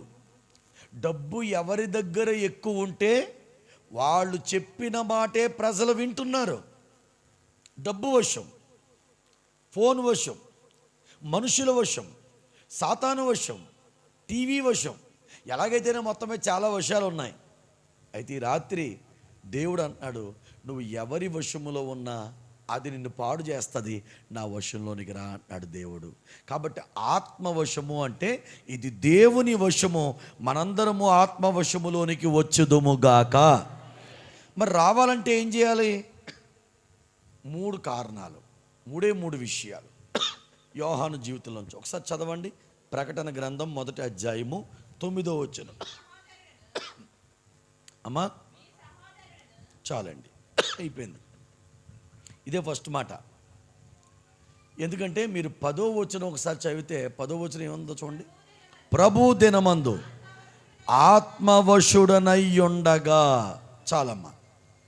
9వ వచనం ఆయన అనుభవాలు చెప్పిన తరువాత 10వ వచనంలోకి వెళ్ళేసరికి యోహాను అంటాడు, ప్రభు దినమందు నేను ఏమయ్యాను చెప్పండి, ఆత్మవశుడయ్యాను అంటున్నాడు ఆయన 10వ వచనంలో. కాబట్టి ఆయన ఆత్మవశుడు కాకముందు శిష్యుడైన యోహాను యొక్క అనుభవాలు ఏంటంటే, నెంబర్ 1 ఆయన చెప్తున్న మాట మీ సహోదరుణ్ణి అని చెప్తున్నాడు. చెప్పండి, నేను ఎవరిని? మీ రాజకీయ నాయకులు ఎన్నికలు జరిగినట్టు భలే చెప్తారు కదా, నేను మీ దాసుణ్ణి, నేను మీ పరిపాలకుణ్ణి కాదు, నేను మీ అధికారిని కాదు, నేను మీ పాద దాసుణ్ణి అంటుంటారు. అవన్నీ నిజాలు కాదు. అప్పటికప్పుడు మురిపించడానికి, ప్రేక్షక దేవుళ్ళని మురిపించడానికి వాళ్ళు చేస్తే, కస్టమర్ దేవుళ్ళని మురిపించడానికి వ్యాపారస్తులు చేస్తే, మొత్తం వాటర్ దేవుళ్ళని మురిపించడానికి రాజకీయ నాయకులు చెప్తారు, నేను మీ పాద దాసుణ్ణి అంటారు. యోహాను అలా చెప్పలేదు. అలా చెప్పి ఉంటే పరిశుద్ధ గ్రంథంలో దేవుడు ఆ మాట వ్రాయించడు. శిష్యుడైన యోహాను చెప్తున్న మాట ఏంటంటే, నేను మీ సహోదరుణ్ణి అంటున్నాడు. దీనిలో ఏ అనుభవం దాగుందో మనకు అర్థం కావాలంటే అసలు యోహానుకు ఉన్న ఆధిక్యతలు ఏంటో మీకు తెలియాలి. యోహానుకి 6 ఆధిక్యతలు ఉన్నాయి. చెప్పండి ఎన్నండి? 6. నేను మీకు ఇప్పుడు 6 చెప్తాను.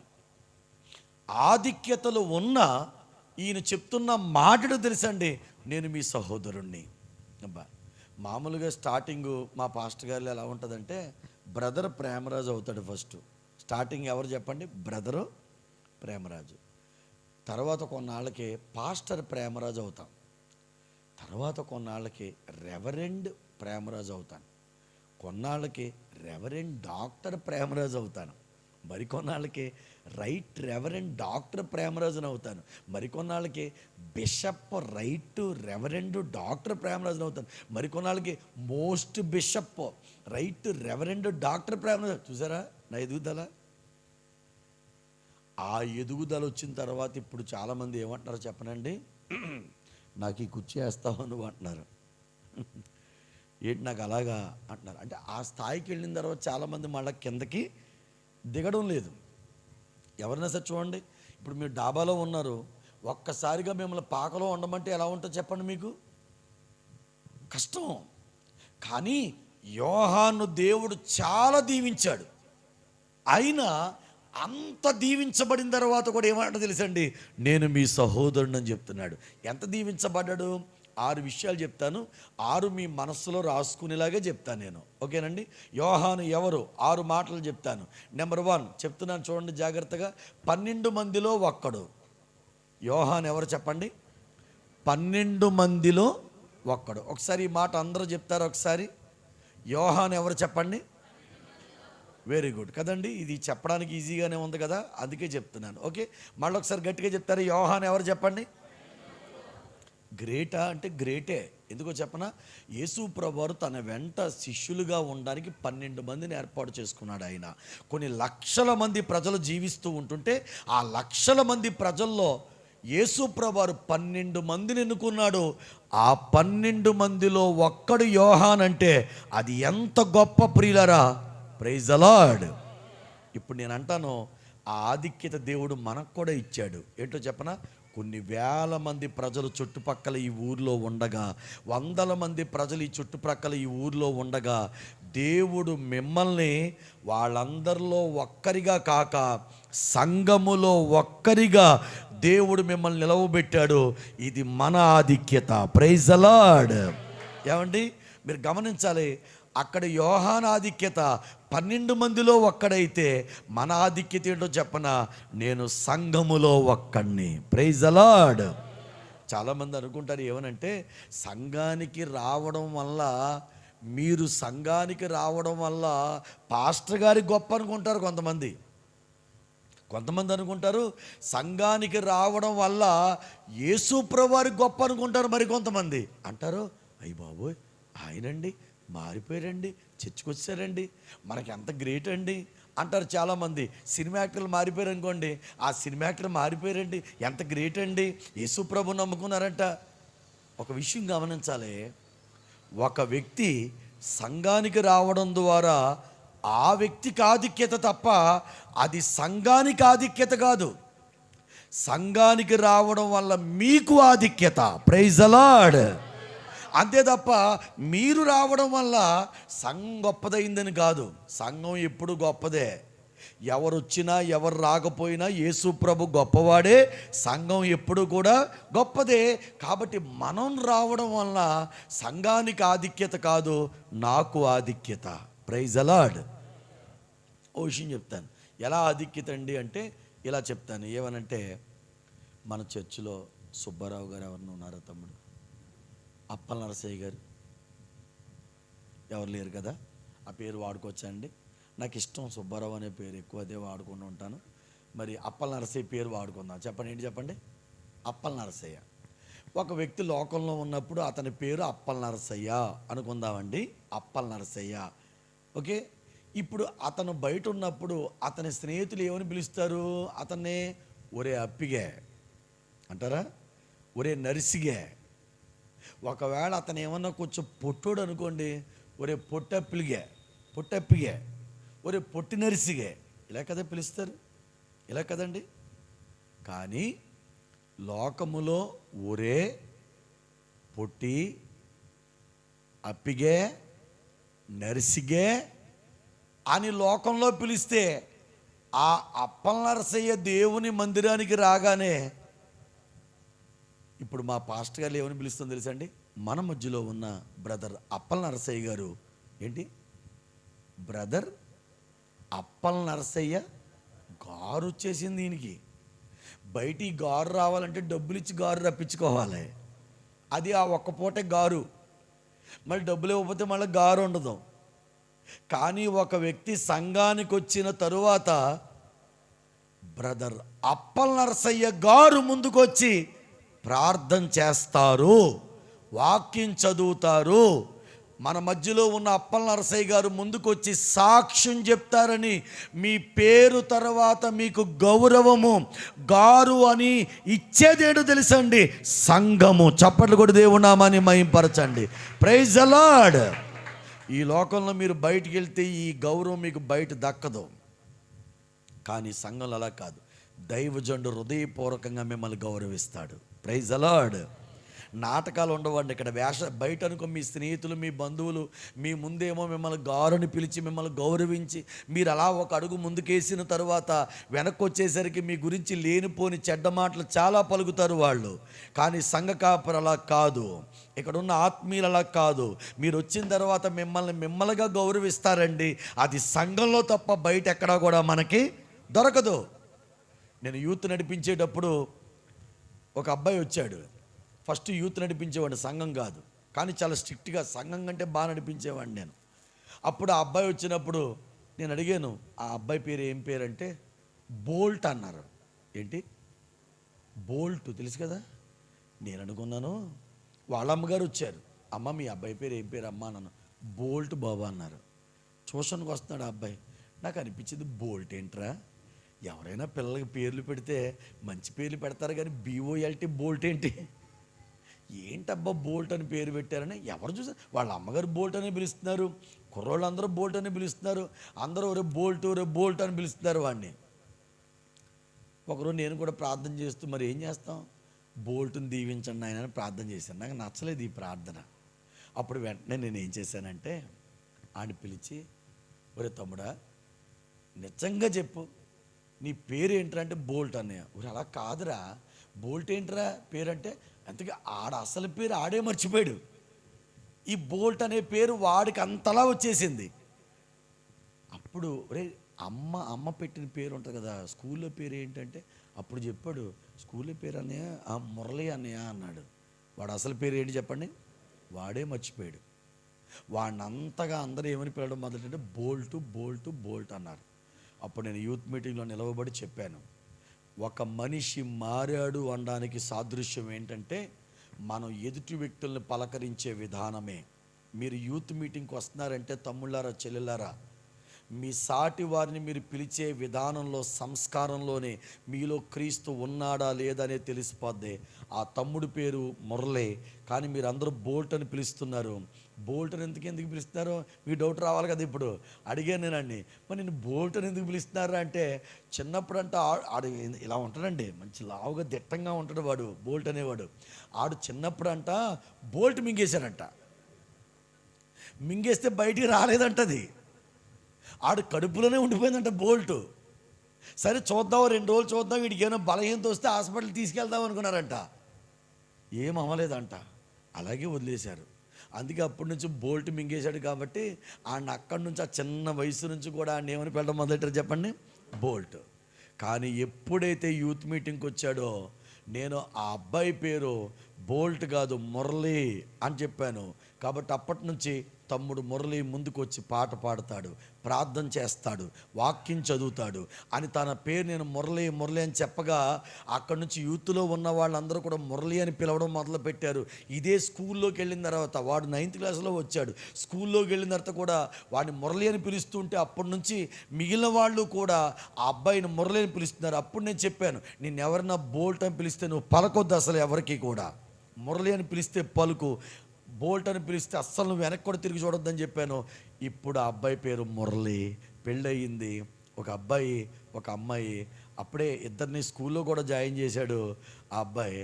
ఒకవేళ ఇప్పటికీ ఆ అబ్బాయి పేరు బోల్ట్ అయితే వాళ్ళ ఆవిడ ఏమని పిలిచింది చెప్పనా, ఏమండి బోల్ట్ గారు, కోపం వచ్చిందనుకో ఒరే బోల్ట్, అవునా, కోపం వచ్చిందనుకో భార్యకి ఏమని పిలిచింది చెప్పండి, ఒరే బోల్ట్.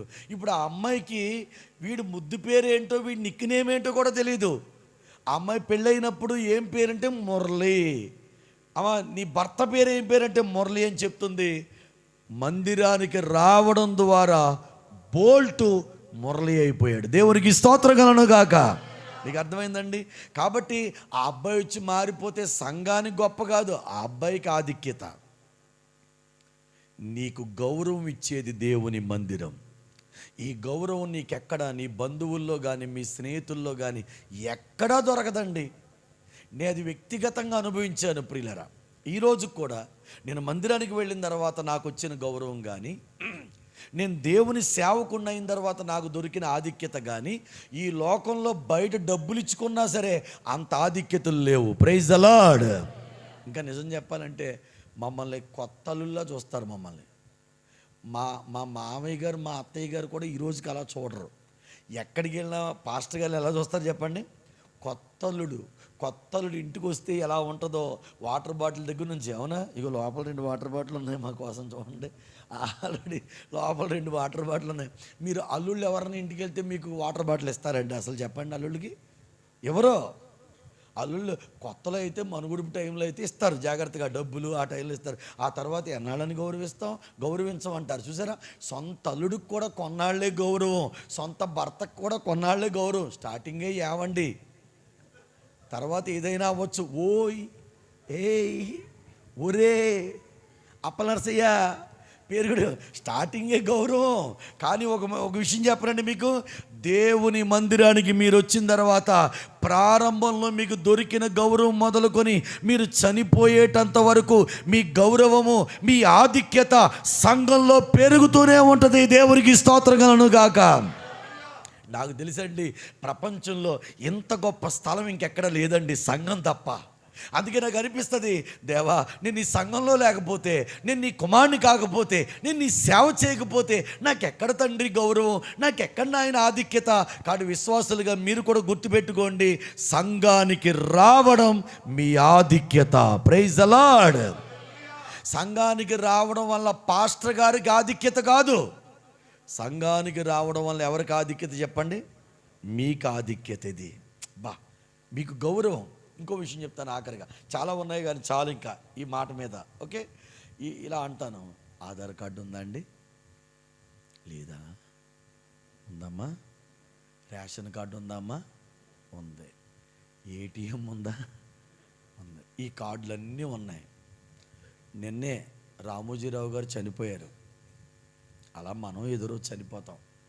చనిపోయినప్పుడు నీకున్న ఏటీఎం కార్డు, నీకున్న ఆధార్ కార్డు, నీకున్న రేషన్ కార్డు, నీకున్న మిగిలిన అన్ని కార్డులు అన్నీ తీసుకెళ్ళి మీ వాళ్ళకి ఇష్టమైతే దాచుకుంటారేమో తప్ప ఆ కార్డుల వలన ఎటువంటి ఉపయోగం ఉంటుందండి. మళ్ళా మా అమ్మ చనిపోయిందండి, రేషన్ ఏరండి అంటే ఏరు.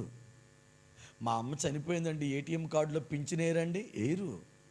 ఎందుకంటే ఒక వ్యక్తి చనిపోయిన తర్వాత ప్రతి కార్డు అక్కడితో ఏమైపోద్ది చెప్పండి? ఆగిపోద్ది. మా నాన్నగారు చనిపోయారండి, ఆయన బీఎస్సీ నాకు ఇస్తారా? ఇవ్వరు. మా నాన్నగారు చనిపోయారు, ఆయన ఎంఎస్సీ చేశాడు, అది నాకు ఇస్తారా? ఇవ్వరు. ఆయన వరకే. అది ఎంఎస్సీ కావచ్చు, బీఎస్సీ కావచ్చు, ఆధార్ కార్డు కావచ్చు, రేషన్ కార్డు కావచ్చు. అయితే అద్భుతం ఏంటో తెలుసండి, మనం చనిపోయిన తర్వాత మన కార్డులు ఏవి పనిచేయవు. మనం చనిపోయిన తర్వాత పనిచేసే ఏకైక కార్డు సంఘ సభ్యత్వం అనేటటువంటి ఈ కార్డే. దేవునికి స్తోత్రం కలుగును గాక. మీరు సంఘానికి వస్తున్నారు కదా, మీరు సంఘానికి రారనుకోండి, ఇక మీకు తీర్పే ఉండదు. మీరు సంఘానికి రారు, ఈడు అసలు సంఘానికి రాలేదు అంటే తీసుకెళ్ళి నేరుగా నరకంలో పడేస్తారు. కనీసం సంఘానికి వచ్చారంటే తీర్పు ఉంటుంది. కనీసం నువ్వు వచ్చావు కదా, నీకు ఇచ్చిన టైం ఎలా ఉపయోగించుకున్నావు, నీకు ఇచ్చిన సంస్కారం ఎలా ఉపయోగించుకున్నావు, నీకు ఇచ్చిన ఆశీర్వాదం ఎలా ఉపయోగించుకున్నావు, కనీసం తీర్పు ఉంటుంది. మనం బతికున్నప్పుడు మనకు ఉపయోగపడేది సంఘ సభ్యత్వ కార్డు. అంటే మీరు ఇక్కడికి వస్తున్నారు చూసారా, చనిపోయిన తర్వాత బంగారంలాగా మెరిసేది ఏంటో చెప్పనండి? సంఘ సభ్యత్వం. అప్పుడు ఒకవేళ ఇలా అంటాను, ఇలా జరగదు కానీ దేవదూతలు మన పక్కన ఉన్నారనుకోండి, ఏమంటారు చెప్పనా? చర్చికి ఎన్నాళ్ళు వచ్చావు? అదేంటండి చర్చికి నేను బిజీగా ఉండి రాలేకపోయానండి. అయ్యో ఎంత పని చేసావయ్యా, బాప్తీసం తీసుకొని ఎందుకయ్యా నువ్వు చర్చికి రెగ్యులర్గా రాలేదు, ఎంత పని చేసావయ్యా, నువ్వు ఇప్పుడు పరలోకం రావు తెలుసా అంటే అప్పుడు అక్కడ మనం పశ్చాత్తాపడుతుంటాం. ఏమో తెలుసా, అబ్బా నేను బ్రతుకున్నప్పుడు నేను చర్చికి రావాల్సిందే అని. మనం చనిపోయిన తరువాత మన కొరకు నిలవబడేది ఏంటో చెప్పరండి, సంఘం, సంఘ కాపరి. Praise the Lord. తీర్పులో మీ పక్షంగా విమర్శను ఎదుర్కొనేది ఎవరో చెప్పనండి, పాస్టర్ గారు. అందుకే మీకు ఒక తీర్పు, పాస్టర్ గారికి 2 తీర్పులు అంటారు చూసారా. అర్థమేంటో తెలుసా, మీలో ఉన్న ప్రతి పేరు చొప్పున పాస్టర్ గారికి తీర్పు ఉంటుంది మీ అందరి విషయంలో కూడా. అంటే అలాగా మీ అందరి విషయంలో అంత ఆధిక్యత దేవుడు కనపరుస్తున్నాడు. కాబట్టి యోహానుకు ఆధిక్యత ఏంటంటే 12 మందిలో ఒక్కడు, మనకు ఆధిక్యత ఏంటంటే సంఘములో మనం ఒక్కరం. సంఘానికి రావడం గొప్ప, సంఘంలో ఉండటం గొప్ప, సంఘంలో జీవించడం గొప్ప. కాబట్టి మీ జీవితంలో మీరు ఆధిక్యతగా దీన్ని భావించండి. ఈ రాత్రి నుంచే దేవుడు మీ జీవితంలో అద్భుతాలు చేస్తాడు ఆయన. Praise the Lord. సంఘానికి రావడం భారంగా భావించకండి అమ్మ. చాలామంది బరువుగా వస్తుంటారు చర్చికి రావడం. ఎంత బరువు అనుకుంటున్నారు సంఘానికి రావడం. చాలామంది ఇలా భుజం మీద 100 కేజీల మూట మోసినట్టుగా చాలామంది బరువుగా ఈడ్చుకుంటూ వస్తారు. కానీ వెళ్ళేటప్పుడు ఎలా వెళ్తారు చెప్పండి, చాలా ఆనందంగా వెళ్తారు. అలాగే చాలామంది కూర్చున్నప్పుడు కూడా ఇక్కడ బరువు, ఇక్కడ బరువు. చూడండి కూర్చున్నప్పుడు, చూడండి మీరు చర్చిలో ఉన్న విశ్వాసం చూడండి, కూర్చున్నప్పుడు బరువుగా, ఎంత భారం నా నెత్తి మీద ఎట్టారా బాబు, 100 కేజీల భారం. బరువుగా ఉండకూడదండి. ఇది ఆధిక్యత, ఇది ఆనందము, ఇది ఆశీర్వాదము. సంఘం అంటే మన జీవితాలకు దేవుడిచ్చిన గొప్ప ఆధిక్యత. ఈ ఆధిక్యతను గ్రహించి ఆశీర్వాదకరమైన మార్గంలో మనందరము నడుచుదుముగాక. Very good. ఒక మాట చెప్పాను యోహాను గురించి. యోహాను ఎవరు చెప్పండి, 12 మందిలో ఒకడు. రెండో మాట చెప్తున్నానండి, 3లో ఒకడు. చెప్పండి ఏంటి ఇది, మీరు మర్చిపోరనుకుంటున్నాను నేను. 12 మందిలో ఒక్కడు. అక్కడితో ఆగిపోలేదండి యోహాను. ఆగిపోతే ఆయన గొప్పవాడని చెప్పి అనరు. 12 మందిలో ఒక్కడల్లా ఏమయ్యాడు చెప్పనండి, కొన్నాళ్ళకి 3లో ఒక్కడయ్యాడు. ఏంటండి 3లో ఒక్కడంటే, యేసుప్రభు ఒకరోజు రూపాంతర కొండ మీదకి వెళ్ళారు. ఆయన వెళ్ళినప్పుడు 12 మందిలో 3నే తీసుకెళ్ళాడు ఆయన. ఆ 3 ఎవరంటే పేతురు, యాకోబు, యోహాను. ఆ 3లో యోహాను కూడా ఒక్కనిగా ఉన్నాడు. అలాగే యేసుప్రభు ఒక అమ్మాయి చనిపోయింది కదా, యాయీరు కుమార్తె. ఆ లోపలికి వెళ్తారు, అందరూ ఏడుస్తూ ఉంటారు. ఆ లోపలికి వెళ్ళినప్పుడు కూడా 3ని తీసుకెళ్లారు. ఆ 3 వీళ్ళే. గెత్సెమనే తోటలో రాతివేత దూరం 3 శిష్యులను ప్రభు తీసుకెళ్లారు. ఆ 3 ఎవరంటే వీళ్ళే, పేతురు, యాకోబు, యోహాను. అంటే 12 మంది శిష్యులుంటే మళ్ళా దేవుడు దానిలో ఇలా ఇలా ఇలా మొత్తం మీద ఆయన వేయించగా 12 మందిలో మళ్ళా 3 లైన్లోకి వచ్చారు. అలాగని మిగిలిన 9 మంది తక్కువ కాదు. కానీ ప్రభు తనకి ఒక క్లోజ్ గ్రూపుగా, ఆంతర్య సంబంధమైనటువంటి ఒక సమూహంగా ఈ 3ని దేవుడు ఎన్నుకొని వారిని దేవుడు నిలవబెట్టాడు. ఆ 3లో ఒక్కనిగా యోహాను ఉన్నాడు. Praise the lord.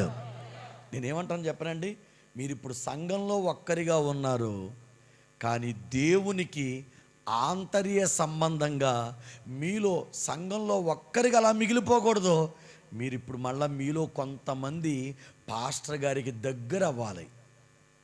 చెప్పండి ఏమవ్వాలి చెప్పండి పాస్టర్ గారికి. చాలామంది అనుకుంటారు పాస్టర్ గారికి వాళ్ళంటేనే ఇష్టం అండి, వాళ్ళని ఎక్కువ ప్రేమిస్తారండి అంటారు. ఇది పాస్టర్ గారి దగ్గర నుంచి వచ్చింది కాదు, యేసు ప్రభు వారి దగ్గర నుంచి వచ్చింది. 12 మందిని ఎన్నుకుంటే ప్రభు నేర్పించిన మాకు మాదిరి ఏంటో చెప్పనండి. 12 మంది మరి అందరూ ఒకేలా ఉండరు కదా, దాంట్లో 3ని తీసుకొని వాళ్ళని ప్రత్యేకంగా ప్రభు ప్రేమించాడు. వాళ్ళకి దేవుడు ప్రత్యేకంగా బయటికి తీసుకెళ్ళాడు. అలాగే సంఘంలో కూడా వచ్చిన వాళ్ళందరూ ఒకే లైన్లో ఉండరు. కాబట్టి దీంట్లో కొంతమంది ఎక్కువ ఆసక్తి చూపిస్తారు. మా చర్చిలో ఒక అమ్మాయి వచ్చి అంటది, పెళ్ళైన అమ్మాయే, వాళ్ళ అమ్మగారు ఇద్దరు వచ్చి నాతో అరగంట టైం తీసుకున్నారు. టైం ఎందుకురా బాబు అంటే బాధల కోసం బాధలు చెప్పుకోవడానికి కాదు. వాళ్ళు అరగంట టైం తీసుకుంది ఎందు గురించి అంటే వాక్యం ఎక్కువసేపు చెప్పండి అని చెప్పడానికి వచ్చారు వాళ్ళు. ఏమి ఎక్కువసేపు చెప్పాలి?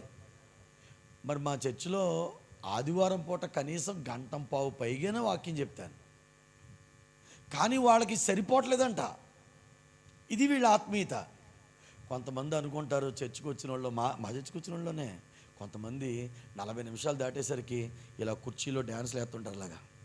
అంటే అర్థం ఏంటంటే ఇది ఎప్పుడవుద్ది, ఇది చూసారా. ఆ బ్యాచ్ కూడా ఉంటారు. 40 నిమిషాల బ్యాచ్ ఉంటారు, 50 నిమిషాల బ్యాచ్ ఉంటారు, గంట బ్యాచ్ ఉంటారు. గంటం పావు పైన చెప్తూ ఉంటుంటే ఆ తల్లి నా కూతురు వచ్చి అంటున్నారు, బాబు ఈ అమ్మాయి ఏమో అన్నయ్య అని వచ్చి, అన్నయ్య ఇంకొక అరగంట పెంచండి అన్నయ్య, కావాలంటే పాటలు తగ్గించేయండి, వర్షిప్ తగ్గించేయండి. అమ్మ పాటలు 2 పాటలు పాడుతున్నాం కదమ్మా మన చర్చిలో, వర్షిప్ అయితే గంట ఉంటుంది మా చర్చిలో, వర్షిప్ తగ్గించండి అన్నయ్య, వాక్యం పెంచండి అంటే నేను చెప్పాను, అమ్మ కొంతమంది 40 నిమిషాలు వినలేకపోతున్నారమ్మా, దీంట్లో చంటి బిడ్డల తల్లులు ఉన్నారమ్మా, దీంట్లో కొత్తగా వచ్చే వాళ్ళు ఉంటారమ్మా, అందరినీ మేము దృష్టిలో పెట్టుకోవాలంటే అప్పుడు ఆ అమ్మాయి అంది, అయితే మాకు ప్రత్యేకంగా ఆరాధన పెట్టండి అని, అయితే మాకు 2 గంటల వాక్యం ఉండాలి అంటుంది ఆ అమ్మాయి. చూసారా, అంటే ఆసక్తి. వచ్చిన వాళ్ళందరూ ఒకేలా ఉండరండి. చర్చికి వచ్చిన వాళ్ళందరూ సంఘములో ఒక్కరిగా మిగిలిపోతారేమో కానీ ఈ ముగ్గురిలో ఒక్కరనే ప్రత్యేకతలోనికి అందరు రారు. మీలో కొంతమంది ఆసక్తిగా వస్తారు, ఇంకా వాళ్ళు ఆసక్తితో దేవుళ్ళో ఎదుగుతారు. కొంతమంది అయితే వచ్చామా వెళ్ళిపోయామా కూర్చున్నామా కొద్దిసేపు, సంఘంలో ఏదో సభ్యులుగా ఉన్నామన్న పేరుకు ఏదో వచ్చేస్తే చాలు అన్నట్లుగానే ఉంటున్నారు తప్ప ప్రియులరా ఎదగాలన్న ఆశ చాలామందికి లేదు. యోహాను చూసి మనందరూ ఏం నేర్చుకోవాలి తెలుసండి? 12 మందిలో ఒక్కడు ఏమైపోయాడు చెప్పండి? ముగ్గురిలో ఒక్కడు. ఇది 2వ స్థాయిలోకి ఎదిగిపోయాడు ఆయన. దేవునికి స్తోత్రం కలుగును గాక. హల్లెలూయా. నేను మిమ్మల్ని అడుగుతున్నాను, దేవుని మందిరానికి వచ్చి మీరు ఎంతకాలం అయ్యింది? బాప్తిస్మం తీసుకొని ఎంతకాలం అయ్యింది? మీరు ఎంతవరకు ఎదిగారు? ఇప్పటి వరకు మీరు ఎంత మట్టుకు ఎదిగారు? మీరు పాటల్లో ఎంతవరకు ఎదిగారు? వాక్యములో ఎంతవరకు ఎదిగారు? ప్రార్థనలో ఎంతవరకు ఎదిగారు? మీరు ఎలా అయిపోవాలి చెప్పనండి? పాస్టర్ గారికి క్లోజెస్ట్ గ్రూప్గా మీరు మారిపోవాలి. Praise the Lord. ఎంతవరకు చెప్పగలగాలి తెలుసా? ఆయన పిలవండి ముందుకి, దండేద్దాం అనడానికి ఎవరినైనా పిలవచ్చు. దండేయించుకునే వాళ్ళు చాలామంది ఉంటారు, కానీ ఓ పాస్టర్ గారు నిలబడినప్పుడు అక్కడ బాత్రూము వాసన వస్తుంది, కూర్చున్న వాళ్ళందరిలో ముక్కు మూసుకున్నారు, ఎవరో ఒకరు వెళ్ళి ఇప్పుడు తలుపేసి లోపల అదంతా క్లీన్ చేయాలి. ఇప్పుడు పాస్టర్ గారి నోట్లోంచి ఒకరి పేరు బయటకు వస్తుంది. ఇప్పుడు ఎవరి పేరు వస్తుందో వాళ్ళు పాస్టర్ గారికి బాగా క్లోజ్గా ఉన్నట్టు. దేవునికి స్తోత్రం కలుగును గాక. ఎందుకు? బాత్రూమ్ వాసన వస్తుంది కాబట్టి ఇప్పుడు వెంటనే బాత్రూమ్ వాసన వస్తుందమ్మా, అందరికీ ముక్కు మూసుకుంటున్నారు కాబట్టి మీలో ఉన్న అప్పల నరసయ్య గారు ఒకసారి వెళ్ళి దాన్ని కడిగేయండి, అప్పల నరసమ్మ గారు ఒకసారి లేచి వెళ్ళి మీ ఇద్దరు వెళ్ళి కడిగేయండి అంటే ఇప్పుడు ఆ ఇద్దరికి ఎంతమందిలో బాత్రూమ్ కడగమని ఒక పాస్టర్ గారు చెప్పగలుగుతున్నారంటే ఆ పాస్టర్ గారికి వీళ్ళు ఎంత దగ్గరై ఉంటారు ప్రియులరా. దేవునికి స్తోత్రం కలుగును గాక. హల్లెలూయా. ఈరోజు మా చర్చ్ అంతా టెంట్లో జరుగుతుందండి. టెంట్లో మరి మాకు చర్చి లేదు, ఓ స్థలంలో టెంట్లు వేసుకొని చేసుకుంటున్నా, అయిపోయినంటే టెంట్లు తీసేయాలి. పెద్ద టెంట్లు మా వాళ్ళే వేస్తారు. గాలి విపరీతంగా వేస్తుంది. మేము ప్రార్థన చేసాం, ఎండ ఎక్కువగా ఉంది కదండి, దేవా గాలి వినాయనా అన్నాం, అంతే గాలి ఎక్కువైపోతుంది. ఎంత ఎక్కువైపోతుందంటే టెంట్ కర్రలు ఉంటాయి చూసారా, అవి ఊడి పడిపోతున్నాయి. ఈరోజు ఒక టెంట్ కర్ర ఊడి పడిపోయింది, విశ్వాసుల్లో పడిపోయింది, కానీ ఎవరికి ఏం అవ్వలేదు. నేను ఇప్పుడు వెంటనే ఎవరో ఒకరు మేము కోపగించాలి పరిచారకుల్లో. నేను వెంటనే దాంట్లో ఒక బ్రదర్ ఉన్నాడు నాకు చాలా క్లోజ్ చర్చిలో, నేను ఏమన్నా పడతాడు, వెంటనే ఆయన పేరు ఎత్తాను. కాబట్టి ఈరోజు మీరు లైవ్లో చూసుకోవచ్చు. నా లైవ్లోకి వెళ్ళి నేను ఈరోజు మధ్యలో ఆయన్ని పేరు పెట్టి మరి తిట్టాను. నేను వెంటనే ఏమన్నా తెలుసా? ఓ యేసుబాబు ఏం చెప్పాను నీకు? ఆ కర్ర దగ్గర ఎవరన్నా పెట్టమని చెప్పానా? కర్ర పడిపోయింది. ఎవరి తల మీదన్నా పడితే ఏంటి పరిస్థితి? ఏంటి? సర్లే వచ్చేవారిని నేను చేసుకుంటాను అని అందరిలో నేను ఆ అబ్బాయిని తిట్టగలిగానంటే, గద్దించగలిగానంటే, ఆ అబ్బాయి నాకు ఎంత క్లోజ్ కాకపోతే నేను అలా తిడతాను చెప్పండి, అవునా కదా? సంఘానికి వచ్చిన వాళ్ళు దైవజనునికి ఈ ముగ్గురిలో ఒక్కళ్ళలాగా మీరు మారిపోవాలి. దేవునికి స్తోత్రం కలుగును గాక. చాలామంది ఇలా వచ్చి హాయ్ పాస్టర్ గారు, బాయ్ పాస్టర్ గారు. ఈ బ్యాచ్ హాయ్ బాయ్ బ్యాచ్. ఇది ఏ బ్యాచ్ చెప్పండి? ఇది హాయ్ బాయ్ బ్యాచ్. ఇది చాలామంది అలా వచ్చి వెళ్ళిపోతూ ఉంటారు. కనీసం ఈ కుర్చీ కూడా తీసి అలా పక్కన పెట్టరు. కానీ కొంతమంది ఉంటారు, అసలు చర్చి నాదే, పాస్టర్ గారిది కూడా కాదు అన్నట్లుగా కొంతమంది అంకిత భావంతో పనిచేస్తారు. నిజంగా అటువంటి వాళ్ళ కోసం దేవుడు చూస్తున్నాడు. అలాగున దేవుడు మనందరినీ ఎదిగించి వాడుకొనుగాక. Praise the Lord. 2 మాటలు చెప్పాను ఇప్పటిదాకా. ఒకటి ఏంటి చెప్పండి? 12 మందిలో ఒక్కడు. నెక్స్ట్ రెండోది ఏంటి చెప్పండి? ముగ్గురులో ఒక్కడు. మూడోది, ఈ మాట పెట్టకూడదు కానీ నాకు ఈ మాట తప్ప ఇంకేం దొరకలేదు, అందుకే ఆ మాట చెప్తున్నాను. ఓకే, నేను చాలాసేపు కూర్చొని చాలా పేర్లు చూశాను, దీని తర్వాత ఏం పేరు పెట్టాలని. ఆ ఒక్క పేరు తప్ప ఇంకేది నాకు సూట్ అవ్వట్లేదు ఆయనకి పెట్టడానికి. 12 మందిలో ఒక్కడు, ముగ్గురులో ఒక్కడు, ఒకే ఒక్కడు. ఈ పేరు తప్ప నాకు ఇంకా ఏ పేరు పెట్టాలని అనిపించలేదండి యోహాను గురించి.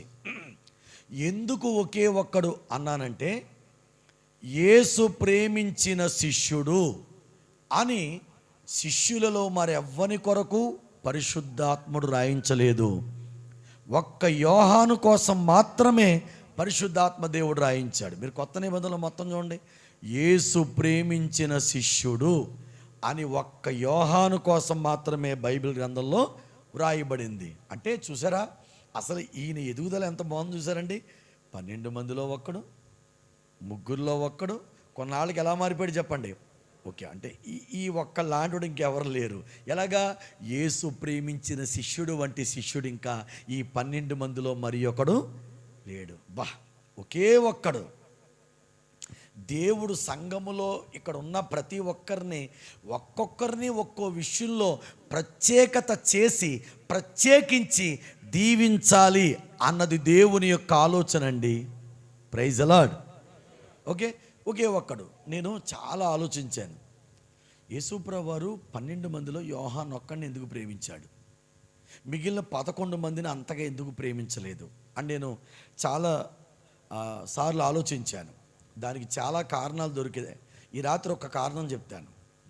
యేసు ఎందుకు ప్రేమించారంటే యోహాన్ని, 12 మంది శిష్యుల్లో యోహాను అనే శిష్యుడు చిన్నవాడండి. ఎవరు చెప్పండి? చిన్నోడు. మనం సాధారణంగా ఇంట్లో చూడండి, చిన్నోళ్ళకి వచ్చి ఒప్పించి గారాభంగా చూస్తాం, ఎక్కువ ప్రేమిస్తాం చిన్నవాళ్ళని. కొంచెం పెద్దవాళ్ళు అనేసరికి, యారా పెద్దోడు నీకు ఆ మాత్రం తెలీదా, చిన్నోడు వాడికి తెలీదు అంటాం కదా. అంటే యేసు ప్రభు ప్రేమించడానికి చాలా కారణాలు ఉన్నాయి. దాంట్లో ఒక కారణం ఏంటంటే, యోహాను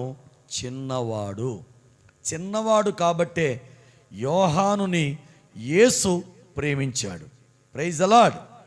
ఇప్పుడు సంఘంలో కూడా మీరు ఒకే ఒక్కరుగా మీరు మారాలంటే, ఇప్పుడు మీరందరూ కూడా చిన్న పిల్లల్లా మారిపోవాలి. ఇప్పుడు చెప్పండి, ఎలా మారిపోవాలి చెప్పండి?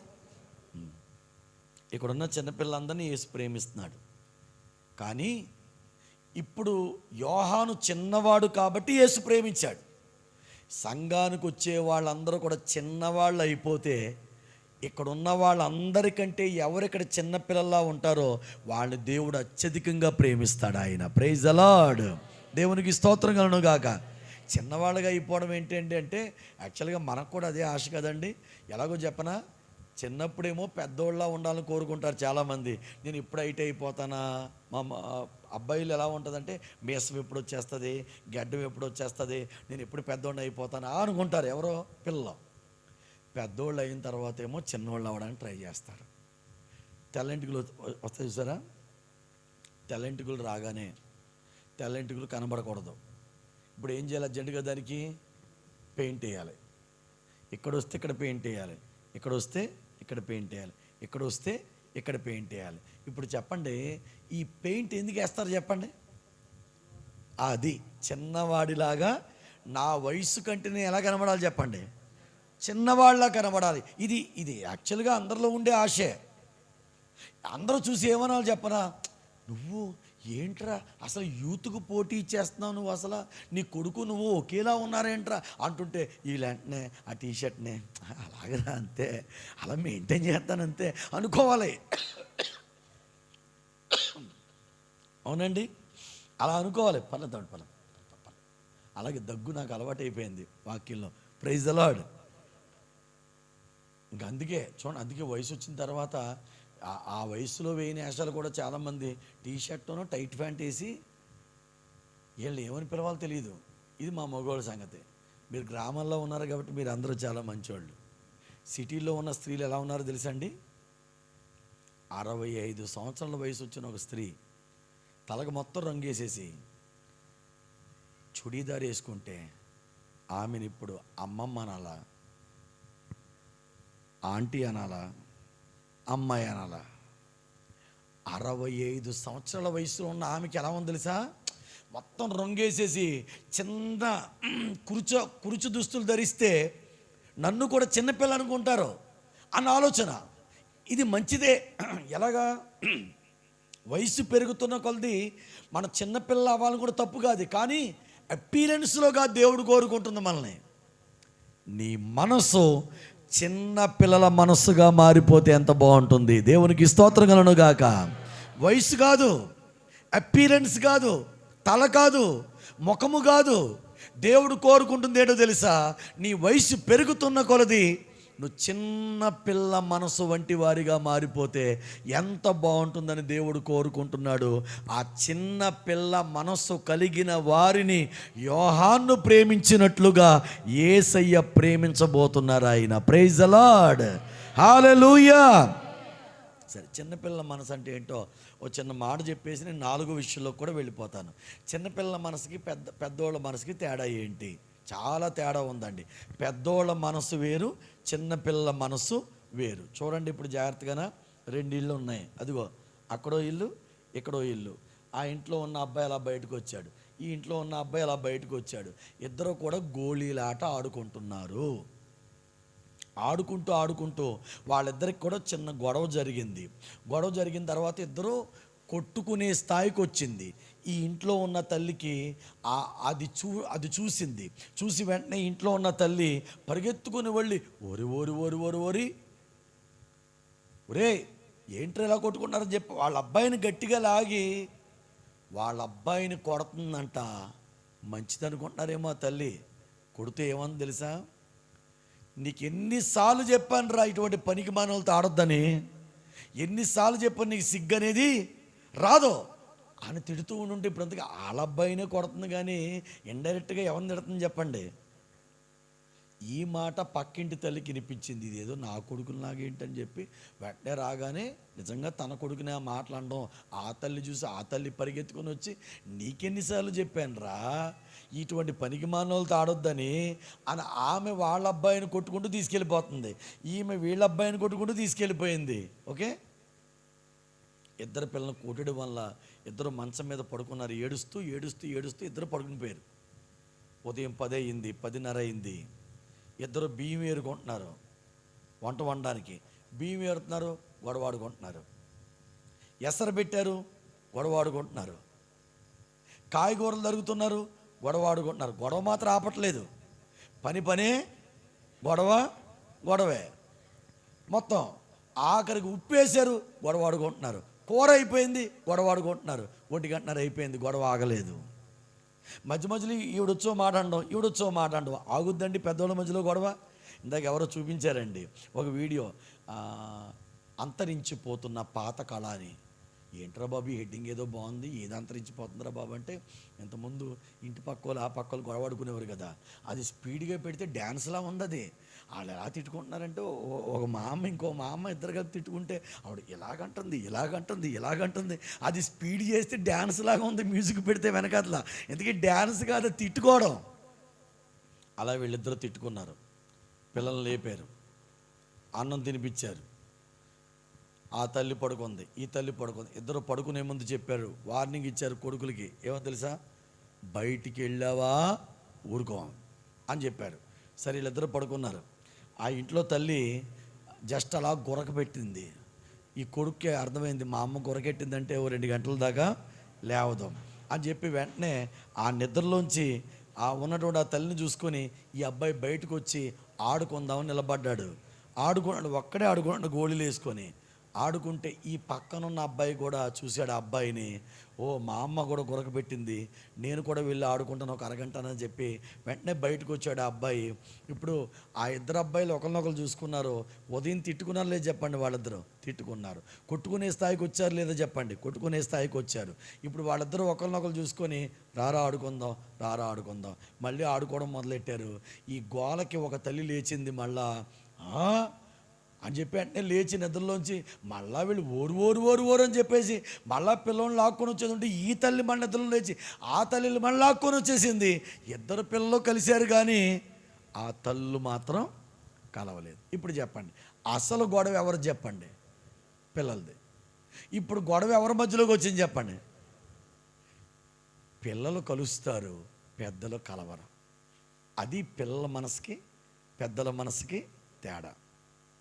మీలో ఎవరైనా మీ మనసు ఎవరితో కలవదనుకోండి, కొంతమంది అంటారు నేనండి మాట అంటే మాటేనండి, ఒక్కసారి అన్నానా నేను ఆడి కలవను. నువ్వు పెద్దోడు అయితే, నువ్వు మామూలు పెద్దోడు కాదు.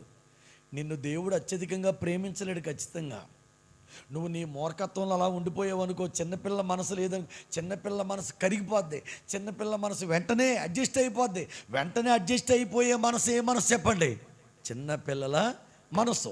లోపల ఏది ఉంచుకోకుండా నిర్మలంగా ఉండే మనసు ఏ మనసు చెప్పండి? చిన్నపిల్ల మనసు. చర్చిలో మీ వయసు ఎంతైనా మీరు చిన్నపిల్ల మనసుగా కొంతమంది ఉంటారు. యోహాను అత్యధికంగా ప్రేమించినట్టుగా విశ్వాసుల్లో అటువంటి చిన్నవారిని యేసు అధికంగా ప్రేమిస్తున్నాడు ఆయన. ప్రైజ్ ది లార్డ్, హల్లెలూయా. అందుకే మనం ప్రార్థన చేసుకోవాలి. ఏమన్నాడు తెలుసా? దేవా నాకు చిన్నపిల్ల మనసు దయచేయి నాయనా. ఇలాంటి వారిదే పరలోక రాజ్యం అన్నాడు ప్రభు. నేను చిన్నప్పుడు సండే స్కూల్లో పాట నేర్చుకున్నాను. మీరు చప్పట్లు కొట్టద్దు కానీ మామూలుగా అది చాలా బాగుంటుందండి ఆ చరణం. చిన్న పిల్లల మనసు నీకు లేకుంటే, చిన్న పిల్లల మనసు నీకు లేకుంటే పరలోక రాజ్యం దూరమవుతుంది, పరలోక రాజ్యం దూరమవుతుంది. ఆహా నా యేసే రాజుగా చిరకాల మేలుతారు. ఆహా నా యేసే రాజుగా చిరకాల మేలుతారు. Praise the Lord. అసలు ఆ లైన్ ఎంత బాగుందండి. చిన్న పిల్లల మనస్సు నీకు లేకుంటే ఏం దూరం చెప్పండి? ఈ సంఘంలో మీకు స్థానం ఉంది, ఇక్కడ దేవుడు కార్యాలు చేస్తాడు, మీ అవసరాలు తీరుస్తాడు, మీ అక్కర్లు తీరుస్తాడు. కానీ సంఘానికి వచ్చి ఇంత వాక్యం విని ఇంతగా దైవజనుని యొక్క సావాసంలో ఉండి కూడా ఎవరైతే చిన్నపిల్ల మనస్సుగా తయారు కారో వారికి పరలోక రాజ్యం దూరం అవుతుంది. కాబట్టి ఈరోజు మనం అలా తయారవుదుము గాక. 3 మాటలు చెప్పండి ఒకసారి. ఫస్ట్ మాట ఏంటి చెప్పండి? 12 మందిలో ఒక్కడు, 2 ముగ్గురులో ఒక్కడు, 3. ఇక్కడ దాకా బాగానే ఉంది. 12, 3, 1 బాగానే గుర్తుపెట్టుకుంటారు. మరి 4వ మాట గుర్తుపెట్టుకోవాలి. కాబట్టి ఒక్కసారి 4వ మాట మీరు గుర్తుపెట్టుకోవడానికి కావాల్సింది బైబిల్లో జరిగిన ఒక సంఘటన నేను మీకు చూపిస్తాను. ఒకసారి చెప్పను, చూపిస్తాను ఒకసారి. ఓకే తమ్ముడు, ఒక్కసారి మీరే పాస్టర్ గానే తీసుకుంటున్నాను, ఎందుకంటే నేను చూపించేది యేసు ప్రభువుని. పాస్టర్ గారు యేసు ప్రభు అనుకోండి. చెప్పండి పాస్టర్ గారు ఎవరు చెప్పండి? నేనేమో యోహాన్ని. నేను ఎవరిని? ఈయన పాస్టర్ గారు. మేమిద్దరులాగే కూర్చున్నాం. యేసు ప్రభు వారు తను అప్పగించబడిన రాత్రి ఇలా కూర్చున్నారు. యూదులు భోజనాన్ని కూర్చునేటప్పుడు ఎలా కూర్చుంటారంటే రౌండప్గా కూర్చుంటారు. ఇలాగా అలా కూర్చున్నారు. కూర్చుంటే ఇప్పుడు యేసు ప్రభు వారు అన్నారు, మీలో ఒకడు నన్ను అప్పగించును అన్నారు. అంటే ఇప్పుడు ఎవరికి వాళ్ళు ఏమంటున్నారు చెప్పనా? నేనా ప్రభువా, నేనా ప్రభువా, నేనా ప్రభువా అంటున్నారు ఎవరికి వాళ్ళు. యేసు ప్రభు వారు ఏమో కనీసం ఏ సమాధానం కూడా ఇవ్వడం లేదు. ఓకే, ఇప్పుడు పేతురు గారికి ఎక్సైట్మెంట్ వచ్చేస్తుంది. ఎందుకంటే దేనికైనా పేతురు ముందు ఉంటాడు, మీ అందరికీ బాగా తెలుసు. ఓకే, దేనికైనా పేతురు చాలా యాక్టివ్గా ఉంటాడు.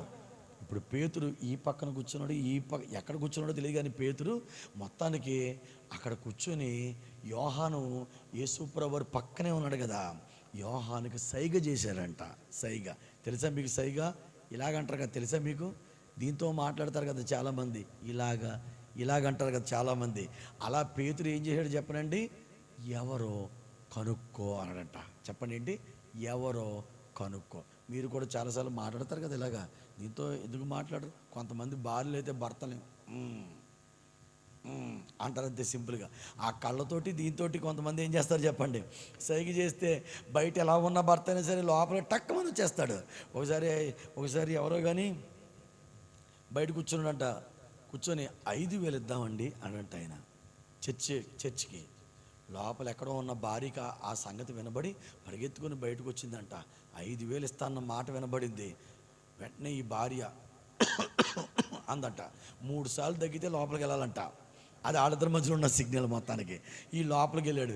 వెళ్ళిన తర్వాత ఇలా గిల్లేసిందంట. గిల్లేసి 5,000 ఇచ్చేస్తావా, 5,000 ఇచ్చేస్తావా, 1,000 రూపాయలు ఇవ్వంటే బయటకు వచ్చి చెప్పాడంట, 1,000 రూపాయలే, నాకు తెలియదు, అప్పులు ఉన్నాయంట మాకు, 1,000 రూపాయలు ఇస్తానండి అని చెప్పాడు. సైగా సిగ్నల్ అర్థమైందా మీకు? ఒక్కొక్కరితో ఒకలా సిగ్నల్ ఉంటుంది. ఇప్పుడు పేతురు గారు ఇచ్చిన సిగ్నల్ ఏంటో తెలుసా అండి? ఎవరో కనుక్కో అన్నాడు. చెప్పండి, ఏమన్నాడు చెప్పండి? ఎవరో అంటే నన్ను అప్పగించేది ఎవరంటే ఇప్పుడు పేతురు గారికి తెలియాలి, అర్జెంటుగా ఇప్పుడు తెలిసిపోవాలి. ఇప్పుడు పేతురు గారికి ఎవరో కనుక్కో అని సైగ ఇచ్చాడు. సైగ చేసిన ఇప్పుడు యోహాను గారికి 3 ఆప్షన్లు ఉన్నాయి. ఫస్ట్ ఆప్షన్ ఏంటో తెలుసా? ప్రభువా నిన్ను అప్పగించేది ఎవరు నాయనా, ఇది ఫస్ట్ ఆప్షన్. రెండో ఆప్షన్ ఏంటో తెలుసండి? ప్రభువా నిన్ను అప్పగించేది ఎవరు నాయనా, ఇది రెండో ఆప్షన్. మూడో ఆప్షన్ ఏంటో తెలుసండి? ఇలా చెవి దగ్గరికి వెళ్ళి ప్రభువా నిన్ను అప్పగించేది ఎవరు నాయనా కదా. ఎన్ని ఆప్షన్లు ఉన్నాయి చెప్పండి? 3 ఉన్నాయి. ఈ మూడింటిలో యోహాను ఏది తీసుకోకుండా, యోహాను ఈ 3 కాకుండా ఇలా ఉన్నారు కదండి, యేసుప్రభు పక్కనే ఉన్నారు కదా, వెంటనే ఇలా రొమ్ము మీద వాలిపోయి ప్రభువా నిన్ను అప్పగించేది ఎవరు నాయనా అని చెప్పి అడిగాడు. ఒక్కసారి యోహాను యొక్క ఆ ఆధిక్యతను బట్టి గట్టిగా చప్పట్లు కొట్టి దేవుని నామాన్ని మహింపరచండి. ఇప్పుడు దీన్ని బట్టి మీరు ఏం అర్థం చేసుకోవాలండి? యోహాను ఎవరో చెప్పనండి? యేసు రొమ్మున ఆనుకున్న శిష్యుడు. చెప్పండి, ఎక్కడి వరకు వచ్చారు చెప్పండి? యేసు రొమ్మున ఆనుకున్న శిష్యుడు. Praise the Lord. అసలు ఆయన గ్రాఫ్ చూసారండి ఎలా పెరుగుతుందో? 12 మందిలో ఒక్కడు, తర్వాత 3 ఒక్కడు, తర్వాత ఒకే ఒక్కడు, తర్వాత 4ది యేసు రొమ్మున. అసలు అక్కడ దాకా ఎవరు వెళ్తారు చెప్పనండి? రొమ్ము మీద ఆనుకునే వాళ్ళిద్దరే, ఒకటి పిల్లలు, 2 భార్య. ఈ రొమ్ము మీద ఆనుకునేది ఇద్దరే, ఒకటి పిల్లలు, 2 భార్య. ఇప్పుడు రొమ్ము మీద యోహాను ఆనుకోవడానికి గల కారణం ఏంటంటే, యేసయ్యా నేను నీ కుమారుణ్ణి కదా అంటే సొంత పిల్లోడైపోయాడు యోహాను. అందుకే యేసు రొమ్మును ఆనుకున్నాడు. మనం కూడా దేవునికి అలా ఆయన రొమ్మును ఆనుకునే పిల్లలుగా మారిపోదుముగాక.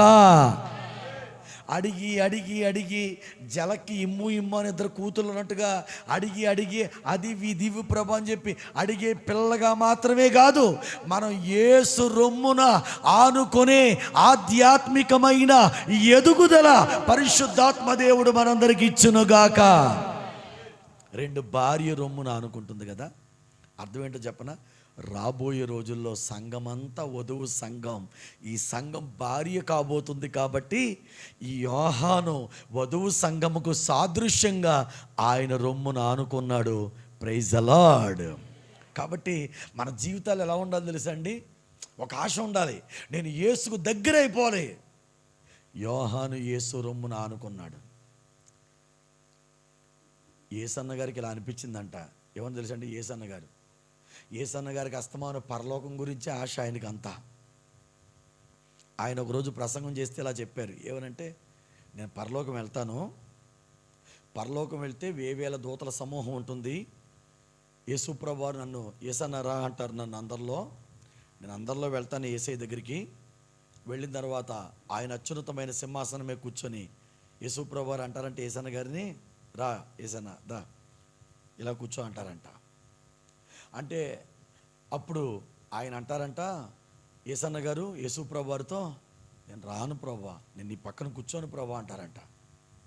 అప్పుడు వెంటనే యేసయ్య అంటారంట, ఏ యేసన్న అంటే, అప్పుడు యేసన్న గారు అంటారంట, ప్రభువా నేను నీ పక్కన కూర్చోను ఆయన, నేను నీ ఒళ్ళో కూర్చుంటాను ప్రభువా అంటారంట ఆయన. దేవునికి స్తోత్రం కలుగును గాక. Praise the lord.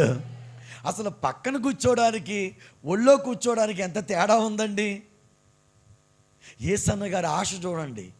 యోహానేమో రొమ్మున అనుకుంటే యేసన్న గారు లాంటి భక్తులేమో ఒళ్ళో కూర్చుంటారంటున్నారు.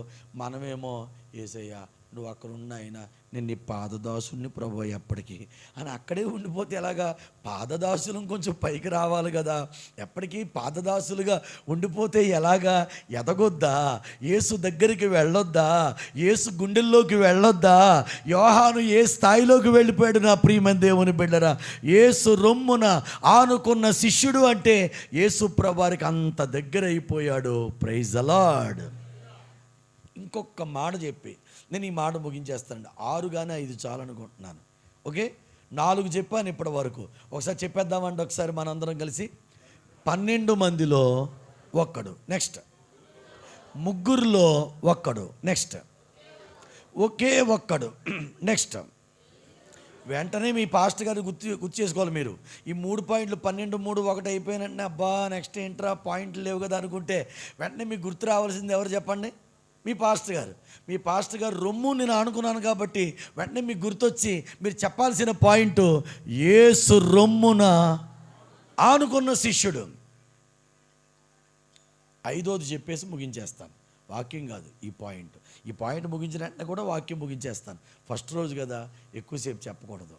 ఓకే, రేపు వస్తారు అసలైన వ్యక్తి, రేపు వస్తారు ఒక మంచి వ్యక్తి. Praise the Lord. నాకు చాలా ప్రియమైన స్నేహితులు, ఆయన వచ్చారు అంటే మీరు అందరూ సిద్ధపడి రావాలి. Praise the Lord.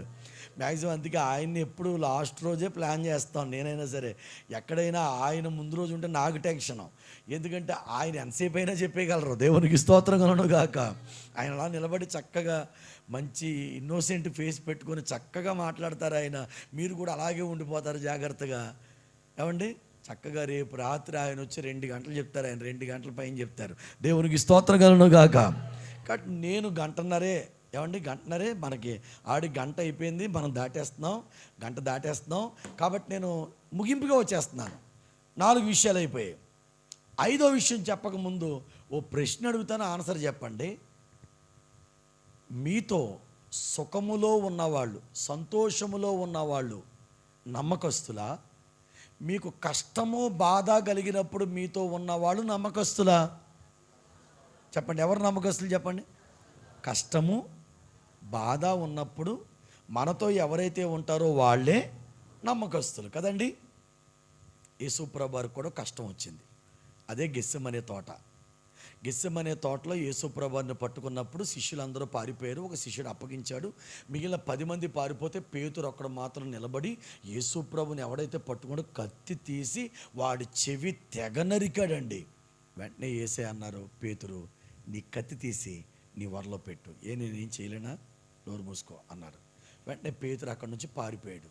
ఓకే, కొంతసేపు యేసు ప్రభువారు వెంబటొచ్చారు.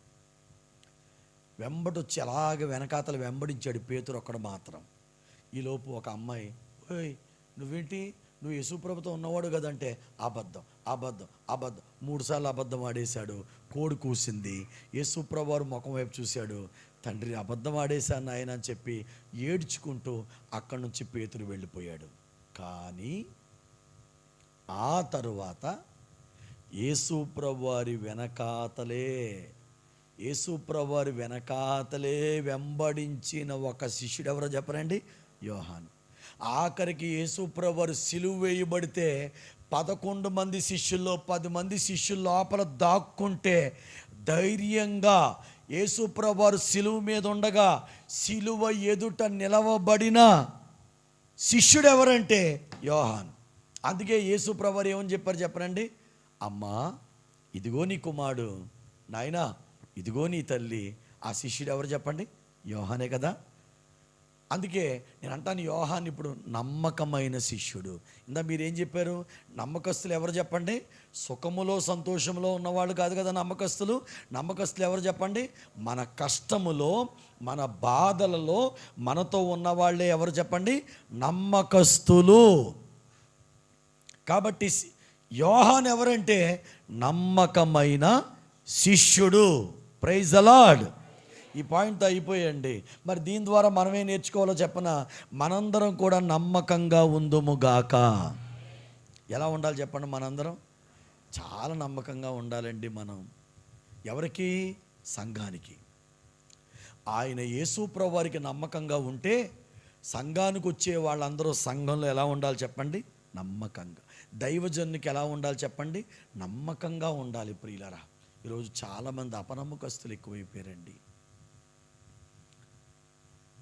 బయట కొన్ని విషయాలు వింటే బాధేస్తుంది. నాకు తెలిసిన ఓ సంఘంలో నర్సీపట్నం అలా దాటిన తర్వాత పాస్టర్ గారు నాతో ఇలా కళ్ళం బట్టి నీళ్లు పెట్టుకుంటూ ఏడుస్తూ చెప్పిన మాట, ప్రియులరా, చర్చిలో ఒక వర్గం ఉందంట, ఒక కుటుంబం. వాళ్ళు పాస్టర్ గారిని డామినేట్ చేసే కుటుంబం.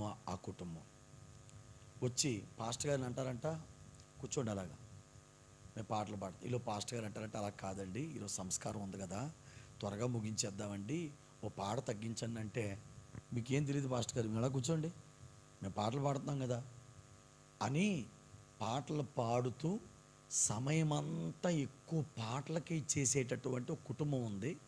వాళ్ళ ఆ సర్కిల్, ఆ చర్చిలో ఒక 20-30 మంది వరకు ఉన్నారండి. వీళ్ళే మొత్తం ఆధిపత్యం అంతా వీళ్ళదే. పాస్టర్ గారిని కానీ పాస్టమ్మ గారిని కానీ కనీసం ఒక్క మాట మాట్లాడినవారు. మిగతా వాళ్ళందరూ బాధపడుతూ ఉంటారు, ఏంటిది ఆ ఫ్యామిలీ ఏంటి, వాళ్ళ సంగతి ఏంటి పాస్టర్ గారి మీద వాళ్ళ ఆధిపత్యం ఏంటి అని చిరాకు పడుతూ ఉండేవారు. కానీ ఇంక తప్పదు కదండి, ఇంకా సరే చర్చికి వెళ్తూ ఉండేవారు. కానీ ఒకరోజు పాస్టర్ గారికి బాధేసి ఓ మంచి మీటింగ్ పెడితే వీళ్ళు పాటలు పాడేస్తున్నారంటండి. వెంటనే పాస్టర్ గారు కోపం వచ్చి, ఏమంటే స్పీకర్ని పిలుచుకున్నాం కదండి, ఆయనకి వాక్యం ఇచ్చేద్దామండి, కొంచెం పాటలు తగ్గించానంటే, వెంటనే ఓహో అలాగండి, సరే ఇగో మైక్ అలా పక్కన పెట్టి ఎవరి దగ్గర అయితే ఆ మాట చెవిలో, మళ్ళీ పాస్టర్ గారు చెవిలో చెప్పాడు పాపం. మళ్ళీ ఆయన అందరిలో కూడా చెప్పలేదు. ఏంటండి అప్పలనరసయ్య గారు, ఏంటి మీకు ఈ పని ఏంటి, స్పీకర్ని పిలిచాం కదా అంటే, పోనీ కోపంలో ఒక అర్థం ఉంది. చెవిలో చెప్పాడంట, పాటలు తగ్గిద్దామండి ఈరోజు, స్పీకర్కి కొంచెం టైం ఎక్కువ ఇద్దామండి అంటే, వెంటనే అలాగా సరే అని చెప్పి వెంటనే మైక్ అక్కడ పెట్టేసి వెళ్ళిపోయాడంట. ఇలా పాస్టర్ గారు ఆ రోజు వాక్యం చెప్పిస్తే, ఇప్పుడు వీళ్ళందరూ ఇంటికి వెళ్ళిన తర్వాత ఏం చెప్పాడంట, పాస్టర్ గారు నన్ను పాట పాడొద్దన్నాడు అని వాళ్ళ మిస్సెస్ చెప్తే, నిన్ను పాట పాడుతున్నాడు పాస్టర్ గారు. ఎందుకు పాడుతున్నాడు పాస్టర్ గారు? చూసారా డిస్కషన్స్ ఎలా ఉంటాయి చాలా ఇళ్లలో. ఇంకా అక్కడి నుంచి మొదలైపోయిందండి. వీళ్ళ ఇంట్లో మొదలైంది, వీళ్ళ సర్కిల్లోకి చేరింది, వీళ్ళందరూ తీర్మానానికి వచ్చారు. అదేంటంటే, మనందరం కలిపి చర్చి మానేద్దాం. ఎందుకు చర్చి మానేసింది? దేని గురించి? పాట పాడొద్దనలేదు, పాటలు తగ్గిద్దామన్నారు. అది బాధ. చెప్పారంటే ఏమని చెప్పనా, పాస్టర్ గారు మన కాళ్ళు పట్టుకోవడానికి వస్తాడు, వచ్చినా మనం వెళ్ళొద్దు అని అనుకున్నారంటండి. నేను అప్పుడే వెళ్తే నాకు తెలియజేస్తే నేను చెప్పాను, ఏం చెప్పానంటే, వెళ్ళొద్దండి అన్నాను నేను. వెళ్ళొద్దండి అసలు మీరు, ఎందుకంటే వాళ్ళు అన్నారంట నలుగురు దగ్గర, చూడండి పాస్టర్ గారు మా కాళ్ళు దగ్గరికి వస్తాడు, మేము లేకపోతే పాస్టర్ గారికి కానుకలు రావు, మేమిచ్చేవే కానుకలు అక్కడ, మేము లేకపోతే పాస్టర్ గారు సేవ చేయలేడు, మా కాళ్ళ దగ్గరకు వస్తాడు అని విశ్వాసులు అందరి దగ్గర అన్నారంటండి. వాళ్ళు ఈ మాట నాతో చెప్పారు. నేను అన్నాను, మీరు వెళ్ళొద్దండి పాస్టర్ గారు, మీరేం తప్పు చేశారా వెళ్ళడానికి, వెళ్ళకండి, వారు చేసిన తప్పకుండా వస్తారు, వాళ్ళు రాకపోయినా పర్లేదు అటువంటి వాళ్ళు అన్నాను నేను. సరే పాస్టర్ గారు నా మాట వినలేదండి. ఆయన వెళ్ళి అమ్మ రండమ్మ అంటే వాళ్ళు చెప్పారంటే ఏమని తెలుసా, ఇక్కడి నుంచి మేము వస్తాం, కానీ ఇక్కడి నుంచి మేమేం చెప్తే అదే వినాలి. ఈసారి మా ఆయన గారు వాక్యం కూడా చెప్తారు. ఈసారి 4 ఆదివారాలు 2 ఆదివారాలు మా ఆయన గారు వాక్యం చెప్తారు. మీకు అది ఇష్టమైతేనే వస్తాం. ఎవరు ఒప్పుకుంటారండి? అలా కాదమ్మా, నేను ఇస్తాను, మీరు అలా 2 వారాలంటే మిగిలిన విశ్వాసాలు అంటే ఎలాగమ్మా అని చెప్పి అంటే ఎంత చెప్పినా వినలేదండి. అప్పుడు వాళ్ళు ఏం చేశారని తెలుసా అండి? ఈ పాస్టర్ గారు ఒప్పుకోలేదని మేము రాము, మీరు మా కాళ్ళు పట్టుకొని రామని చెప్పారండి. ఆయన బ్రతిమలాడి మళ్ళీ ఇంటికి వెళ్ళిపోయారు. తర్వాత ఆదివారం ఈ 20 మంది ఇంకో 10 మందిని యాడ్ చేసుకొని 30 మంది అయిపోయి, ఈ 30 మంది చర్చ్ మానేసి 28 కిలోమీటర్ల దూరంలో హోసన్నా మినిస్ట్రీస్ ఉంది, అక్కడికి వెళ్ళిపోయి అక్కడ ఫోటో తీసుకొని, అక్కడ పాస్టర్ గారితో ఫోటో తీసుకొని, ఆ చర్చ్ ఫోటో తీసుకొని వాళ్ళ వాట్సాప్ స్టేటస్ల్లో పెట్టేసి మా చర్చ్ ఎంత బాగుందో చూడండి అని చెప్పి 4 వారాలు అయ్యింది. 4 వారాల తర్వాత వీళ్ళ గ్రామంలో ఒక సైట్ ఇచ్చారంట, ఈ 30 మంది కలిపి. ఎవరికి? హోసన్నా వాళ్ళకి సైట్ ఇచ్చి అక్కడికి వెళ్ళి, మా గ్రామంలో మేము సైట్ ఇస్తున్నామండి, మీరు చర్చి పెట్టండి. ఎంత ఎంత కక్ష అండి, ఎంత అపనమ్మకత్వం ప్రియులారా. ఒక దైవజనుడిని కాళ్ళతో చిదిమేస్తే వాళ్ళకి ఏమొస్తుంది చెప్పండి? హోసన్నాకి చర్చిలు ఏమైనా తక్కువ చెప్పండి? వాళ్ళకి చర్చిలు ఎక్కువైపోయి ఏం చేయాలో వాళ్ళకి అర్థం కావట్లేదండి.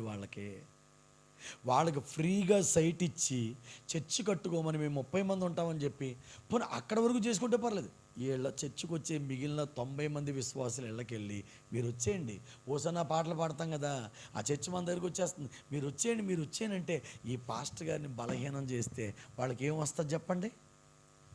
ప్రియులారా, దేవుని అపనమ్మకస్తులు ఎక్కువైపోయారండి. ఏదన్నా ఏది అనకపోయినా ఇలా అనుకోవాలి మనం. పాస్టర్ గారికి నాకు పడలేదనుకోండి, నేను మానేయాలి. మిగతా వాళ్ళందరికీ చెప్పాలి ఏమని తెలుసా?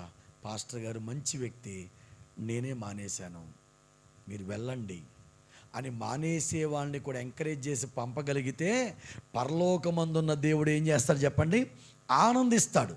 అలా కాకుండా నేను మానేస్తే 10 మందిని మానిపించేద్దాం అన్న ఈ అపనమ్మకత్వం అనేది ఈరోజు సంఘాల్లో ఎక్కువైపోయిందండి. నేను అందుకే అంటాను, మనలో నమ్మకస్తులుగా మనం తయారు కావాలి. Praise the Lord. సంఘానికి వస్తున్న వాళ్ళు ఎవరు ఎక్కువ తయారు కావాలి చెప్పండి? నమ్మకస్తులు. దేవునికి మహిమ కలుగును గాక. మనందరం ఎలా మారిపోవాలి చెప్పండి? నమ్మకస్తులుగా మారిపోవుదుము గాక. Praise the Lord. ఈ శిష్యుడు ఎవరు చెప్పండి? నమ్మకమైన శిష్యుడు. ఈ శిష్యుడు ఎవరండి? నమ్మకమైన శిష్యుడు. ఎన్ని విషయాలు అయ్యే చెప్పండి ఇక్కడికి? 5. ఒకసారి చెప్పేద్దామండి, మళ్ళీ ఒకసారి చెప్దాం. 12 మందిలో ఒక్కడు. నెక్స్ట్ 3 ఒక్కడు. నెక్స్ట్ ఒకే ఒక్కడు. నెక్స్ట్ యేసు రొమ్మున ఆనుకున్న శిష్యుడు. నెక్స్ట్ నమ్మకమైన శిష్యుడు. 6వ మాట ఏంటో చెప్పనండి సింపుల్గా? తల్లి బాధ్యత అప్పగించబడిన శిష్యుడు. Praise the Lord. అక్కడ ఉన్నాడు కాబట్టి తన తల్లి బాధ్యత అప్పగించలేదండి యోహానికి. ఈ 5 అనుభవాలు యోహాన్లో ఉన్నాయి కాబట్టి బాధ్యత అప్పగించాడు తన శిష్యునికి ప్రభు. Praise the Lord. 12 మందిలో ఒక్కడిగా మొదలై బాధ్యత తీసుకునే రేంజ్కి ఎదిగాడు. నేను అంటాను, సంఘానికి వచ్చిన మీరు ఏ రేంజ్కి ఎదగాలో తెలుసండి? బాధ్యత తీసుకునే రేంజ్కి ఎదగాలి. Praise the Lord. ఎప్పుడైనా చూడండి, పెళ్ళి కాకముందు కుర్రోళ్ళు డ్రెస్సులు వేస్తారండి. అమ్మాయిలు కానీ కుర్రోళ్ళు కానీ ఎలాగేస్తారో చెప్పనా? కొత్త ట్రెండ్ వచ్చింది అనుకోండి, ఆ ట్రెండ్ వీళ్ళే దించేస్తారు ఫస్ట్. పెళ్ళి కాకముందు మామూలుగా వేరు డ్రెస్సులు. కానీ మీరు ఎప్పుడైనా గమనించారా? పెళ్ళయిన తర్వాత అంతకుముందు నీటి డ్రెస్సులు వేసిన ఇతనే మామూలుగా వేస్తాడు డ్రెస్సులు. అంతకుముందు ఇన్సర్ట్ చేసుకున్నవాడు ఏం చేస్తాడు చెప్పండి? షర్ట్ని వదిలేస్తాడు. కారణం ఏంటో తెలుసా? పెళ్ళి కాకముందు బాధ్యత లేదు, పెళ్ళి అయిన తర్వాత ఏమొచ్చిందండి? బాధ్యత వచ్చిన తర్వాత నేను కొత్త డ్రెస్ వేసుకున్నానా, నేను అందంగా ఉన్నానా, ఇవన్నీ చూడండి. బాధ్యత ఉన్న ఆ భర్త నా భార్యకి అన్నం పెట్టానా, నా పిల్లల్ని చూసుకో, ఆ బాధ్యతలో తన అందం మర్చిపోతాడు, తన ఆరోగ్యం మర్చిపోతాడు. ఏమండి, ఉదయం ఎప్పుడో పనిలోకి వెళ్ళి సాయంత్రం వరకు కష్టపడతాడు. అంతకుముందు హెయిర్ ఇలాగెళ్ళింది ఇలా రానివ్వడో, ఇలా వెళ్ళింది ఇలా రానివ్వడో, అలా ఉన్నవాడు బాధ్యత వచ్చిన తర్వాత అసలు తలనే పట్టించుకోవడం మానేస్తాడు, తలే దువ్వుకోవడం మానేస్తాడు. ఇదంతా దీనికి గల కారణం ఏంటి చెప్పండి? బాధ్యత. అవునా? మీ అమ్మాయిలు కూడా అంతే కదండి. పెళ్లి కాకముందు చూడండి, ఎవరినైనా సరే, అమ్మ కొంచెం మా పిల్లోడు వెళ్ళాడు కాబట్టి నువ్వు కడుగమ్మ అంటే, నేనా? బాబోయ్ బాబోయ్ కడుగుతారా అంటారు.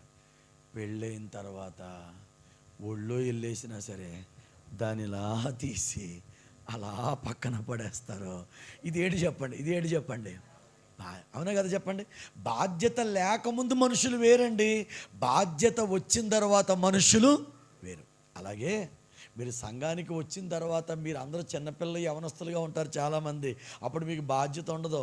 భలే ఏ ఫంక్షన్ జరిగినా కొత్త బట్టలు వేసుకొని అందంగా రెడీ వస్తారు. కానీ మీలో కొంతమందికి యోహాను వలె యేసుప్రభువు వారు బాధ్యతలు అప్పగిస్తాడు సంఘం మీద.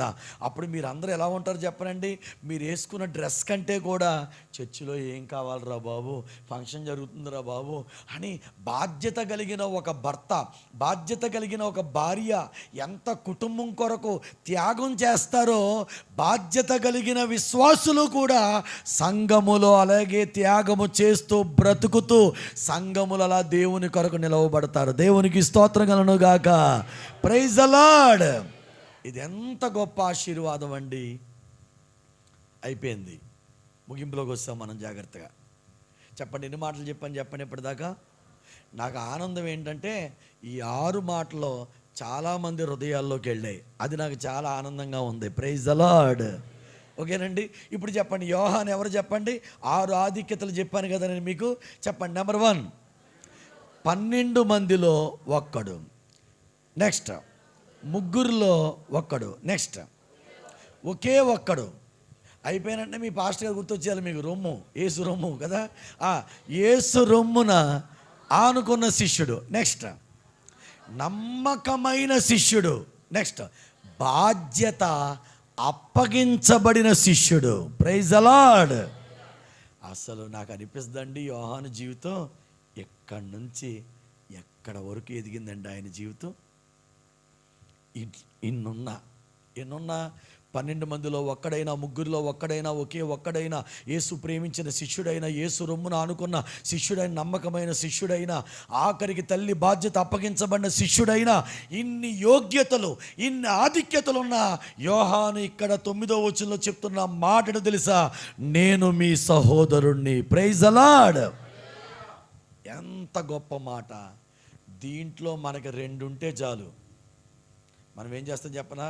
కాళ్ళు ఎగరేస్తాం. కానీ 6 ఆధిక్యతలు ఆయన జీవితంలో ఉన్న యోహాను అంటున్న మాట ఏంటో చెప్పనండి? నేను మీకు సహోదరుణ్ణి. దీని ద్వారా మనం అర్థం చేసుకోవలసిన విషయం ఏంటంటే, యోహానుకు ఆధిక్యతలున్న దీనత్వం చూడొచ్చు ఆయనలో. దీనత్వం ఆయనలో ఉంది కాబట్టే ఆత్మవశుడయ్యాడు. Praise the Lord. కాబట్టి ఆత్మవశము కావాలంటే యోహాను జీవితంలోంచి మనందరం నేర్చుకోవలసిన ఒక ప్రాముఖ్యమైన విషయం అని తెలుసా? నీకు దేవుడు ఎన్నైనా ఇవ్వచ్చు, కానీ మనందరం ఏం కలిగి ఉండాలి చెప్పండి? దీనత్వం కలిగి ఉండాలి. ఆ దీనత్వమే మనల్ని ఆత్మవశం చేస్తుంది. అహంకారం సాతాను వశం చేస్తే, దీనత్వం ఆత్మవశం చేస్తుంది మనల్ని. Praise the Lord. ఇక్కడ సంఘానికి వచ్చే వాళ్ళు మనందరం కూడా ఇక్కడికి వచ్చి ఎన్నేళ్ళైనా మీరు ఒకటే గుర్తుపెట్టుకోండి, వచ్చినప్పుడు ఎలా ఉన్నారో మీరు సమాధిలోనికి వెళ్ళేటంత వరకు మీ దీనత్వం అలాగే ఉండునుగాక. ఒక్క మాట చెప్తా నేను. నా ఆత్మీయ తండ్రి గారు right reverend doctor K Prashant Kumar గారు, రాజమండ్రిలో నా ఆత్మీయ తండ్రి గారు. పెద్ద చర్చ్ రాజమండ్రిలో మాది, మంచి చర్చ్, కాస్ట్లీ చర్చ్ మాది. ఎందుకో దేవుడు తీసుకెళ్ళి నన్ను అక్కడ పడేశాడు, కాస్ట్లీ చర్చ్లో పడేశాడు. మేమేమో అసలు ఆ చర్చికి మాకు అసలు సంబంధమే లేదు. అసలు మేము అంత పేదోళ్ళం. మాకు అసలు టైం దొరికేది కాదు. ఎందుకంటే బాగా డబ్బు ఉన్నవాళ్ళు మేము వెళ్ళాలంటే మేమే అనుకునేవాళ్ళం మా అయ్యగారు మంచి ఆయనే, మనం వెళ్ళి ఏం కలుస్తాం అనుకున్నాం. నా ఇంటర్మీడియట్ అయిన తర్వాత ఆయన కలవాలని ఒక తీర్మానం చేసుకున్నాను నేను. దానికి ముందు నుంచి అంటే బాప్తిస్మం తీసుకోవాలన్న ఆలోచన వచ్చింది నాకు. కాబట్టి అయ్యగారిని కలవాలి. వాళ్ళ ఇంటికి వెళ్ళాను, సైకిల్ వేసుకొని వెళ్ళాను. వాచ్మెన్ చూశాడు, ఎవరు కావాలి? అయ్యగారు కావాలండి. ఉండండి, ఇక్కడ ఉండండి, త్వరగా పంపరు కదండి లోపలికి వెళ్ళారు. ఎవరు వచ్చారు? ఇలా ప్రేమరాజు అని ఎవరు వచ్చారంటండి సంఘంలోంచి. సరే రమ్మను. అప్పుడు వెంటనే లోపలికి వచ్చిన వెంటనే ఆ వాచ్మెన్ అన్నారు, చెప్పులు అక్కడ దాకా పట్టుకెళ్ళకండి, ఇక్కడ వదిలేని చెప్పులు అన్నాడు. అక్కడ వదిలేశాను చెప్పులు. అలా వెళ్ళాం. ఇంటి బయట కుర్చీ వేశారు, ఆ కుర్చీలో కూర్చున్నాను. అయ్యగారు ఇంటి బయటకు వచ్చారు, నాతో మాట్లాడారు, మొత్తం నా గురించి అంతా చెప్పాను, ప్రార్థన చేయించుకున్నాను, వచ్చేసాను. ఇది గుర్తుపెట్టుకోండి, ఇది మా అయ్యగారిని నేను మొట్టమొదటిగా వాళ్ళ ఇంటి దగ్గర కలిసిన విధానం. తరువాత నేను యూత్ లీడర్ అయ్యాను. అయ్యగారు కొంతమంది యవనస్తులకి బాప్తీసం ఇవ్వాలి, ఇప్పుడు వెళ్ళి కలవాలి. ఇప్పుడు బండి మీద వెళ్ళాను, వాచ్మెన్ చూశాడు. అప్పటికే 2-3 మీటింగ్స్ పెట్టాం. వాచ్మ్యాన్కి నేను కొంచెం ఐడియా వచ్చాను. ఇప్పుడు ఆ వాచ్మెన్ నన్ను చూసి రండి బ్రదర్ రండి రండి అన్నాడు. పర్లేదండి. ఇప్పుడు చెప్పులు తీసుకెళ్ళి మళ్ళీ అక్కడే పెట్టాను. ఆయన ఎక్కడ అంతమంది పెట్టమన్నారో అక్కడే పెట్టాను. వెళ్ళి బయటికి వెళ్ళి కూర్చోను. అయ్యగారు వచ్చారు, బాప్తీసాను. ఓకే, ఇప్పుడు పాస్టర్ గారిని అయ్యాను. అయిన తర్వాత మళ్ళా ఒక మీటింగ్ కోసం అనడానికి వచ్చాను. ఈసారి మళ్ళీ బండి మీద వచ్చాను. వస్తే నేను పాస్టర్ గారిని అయిపోయాను కాబట్టి ఈ వాచ్మెన్ అన్నాడు, చెప్పులు ఇక్కడ పెట్టుకోవద్దండి, మీరు పాస్టర్ గారు అయ్యారు కదండి, అక్కడ పెట్టుకోండి చెప్పులు అన్నాడు. అప్పుడు నేనేం చెప్పాను తెలుసండి, నా చెప్పులు ఇక్కడే ఉండాలి అంతే. ఈసారి నన్ను హాల్లోకి తీసుకొచ్చారు. పాస్టర్ అయిన తర్వాత హాల్లోకి వచ్చారు, అయ్యగారు వచ్చారు, మాట్లాడి వెళ్ళిపోయారు. తర్వాత కొన్నాళ్ళకి స్పీకర్ని అయ్యాను. కారు మీద వచ్చాను, చిన్న కారు మీద వచ్చాను. వాచ్మెన్ అగ్గగ్గలు ఆడిపోయాడు. ఈసారి మళ్ళీ సేమ్ చెప్పులు తీసుకెళ్ళి అక్కడ పెట్టుకోమంటున్నాడు, కానీ నేను చెప్పుల్ని అక్కడే పెట్టుకున్నాను. మా అయ్యగారి గురించి అలాగే ఉన్నాను నేను. ఏమండి, తర్వాత పెద్ద కారు తీసుకున్నాను. వెళ్ళి నేను పెద్ద స్పీకర్ని అయ్యాను. మా అయ్యగారు కూడా తెలుసు, అయ్యగారు ప్రతి దానికి వచ్చారు మా అయ్యగారు. ఈసారి వాచ్మెన్కి అర్థమైపోతుంది, కానీ నా చెప్పులు అక్కడే ఉన్నాయి. నన్ను ఈసారి రూమ్లోకి తీసుకెళ్ళి రూమ్లో కూర్చోబెట్టుకొని, అంతకుముందు పావుగంట మాట్లాడే మా అయ్యగారు నాతో 1 గంట 2 గంటలు 3 గంటలు మాట్లాడేవారు. కానీ నేను ప్రారంభంలో పావుగంట వెళ్ళినప్పుడు ఇలాగే కూర్చున్నాను. మొన్న కరోనాలో చనిపోయారు మా అయ్యగారు. అప్పటి వరకు నేను ఆయనతో మాట్లాడుతూ ఉండగా 2 గంటలైనా చేయి నొప్పి వచ్చినా సరే మా అయ్యగారి దగ్గర నేను ఇలాగే కూర్చునేవాడిని. ప్రియులారా, ఇప్పుడు మా అమ్మగారు, అయ్యగారు వాళ్ళ మిస్సెస్ గారు, వాళ్ళ అబ్బాయి, వాళ్ళ బాబు గారు, ఇప్పటికీ నేను వాళ్ళ దగ్గరికి వెళ్ళాను అనుకో, ఇప్పుడు కూడా అంతే. నేను వాళ్ళ దగ్గర 1 గంట సేపు కూర్చున్నా ఇలాగే కూర్చుంటాను. ఎందుకు అలా కూర్చోవాలో తెలుసా? ప్రారంభంలో నా దైవజనం దగ్గరికి వెళ్ళినప్పుడు నేను ఆయన దగ్గర చేతులు కట్టుకొని కూర్చున్నాను కాబట్టి, ఇప్పుడు దేవుడు నాకు ఆధిక్యత ఇచ్చాడు కాబట్టి నేను ఆయన దగ్గరికి వెళ్ళి చెప్పండి అయ్యగారు ఎలా ఉన్నారు అని ఇలా నేను అడగకూడదు. అదే అహంకారం. నాలో అహంకారం పెరిగిందనడానికి అదే సాదృశ్యం. ఇప్పుడు అలా చెప్పట్లేదు, నేను అలా కూర్చొనే ఉంటాను. వాళ్ళ చూశారు నాలో. అందుకే రాజమండ్రి అక్కడే సంఘమైన నన్ను నా ఆత్మీయ తండ్రి ఆయన ఎంతో ప్రోత్సహించాడు. ఆయన ప్రైజ్ ది లార్డ్. నన్ను పాస్టర్గా నిలబెట్టింది ఆయనే, ప్రతి కార్యక్రమానికి వచ్చింది ఆయనే, నాకు పెళ్లి చేసింది ఆయనే, నా సమస్తమైన చర్చ్ ఓపెనింగ్స్ చేసింది ఆయనే, నా ఆత్మీయ తండ్రి గారు. నేను ఆయన దగ్గర ఎప్పుడు లోబడే ఉన్నాను. ఈరోజు వరకు కూడా ఆయన వెళ్ళిపోయినా నేను లోబడే ఉంటాను. వీళ్ళని అర్థమైందండి.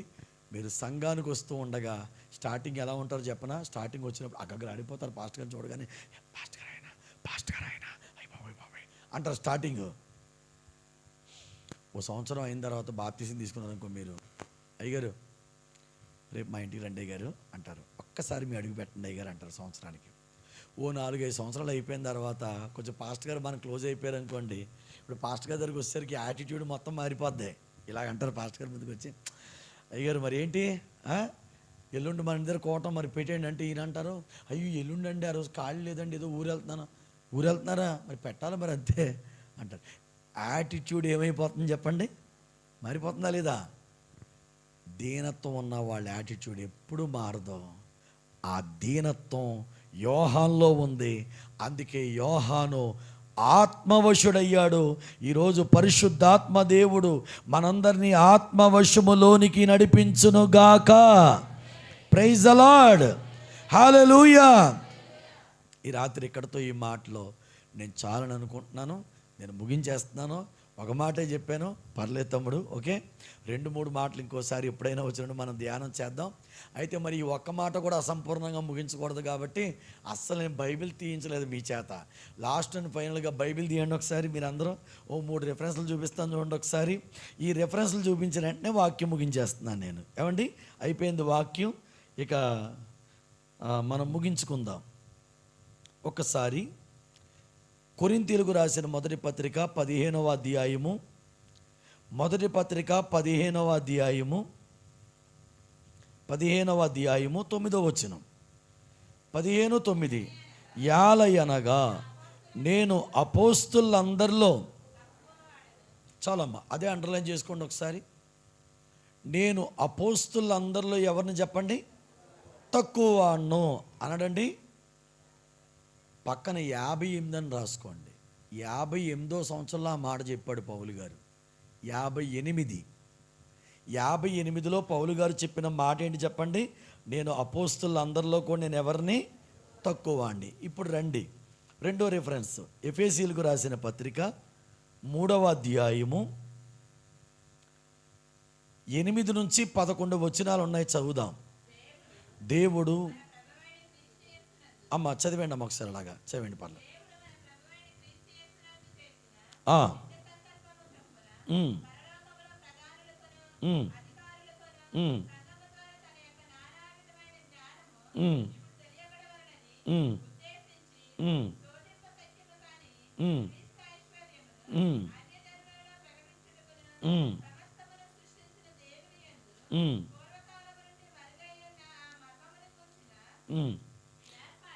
ఏర్పాటు ఎట్టిదో అదండి. ఇప్పుడు పెన్ను తీయండి, అండర్లైన్ చేయండి. పరిశుద్ధులందరిలో అత్యల్పుడునైన నాకు, అండర్లైన్ చేయండి ఆ ఒక్క మాట. ఇక్కడ 61 అని రాసుకోండి పక్కన, 61. అదేమో 58లో చెప్పాడు, ఇదేమో 61వ సంవత్సరంలో చెప్పాడు. ఇప్పుడు ఆఖరి రెఫరెన్స్ చూపించిన వెంటనే ముగింపు ప్రార్థన. తిమోతికి రాసిన మొదటి పత్రిక,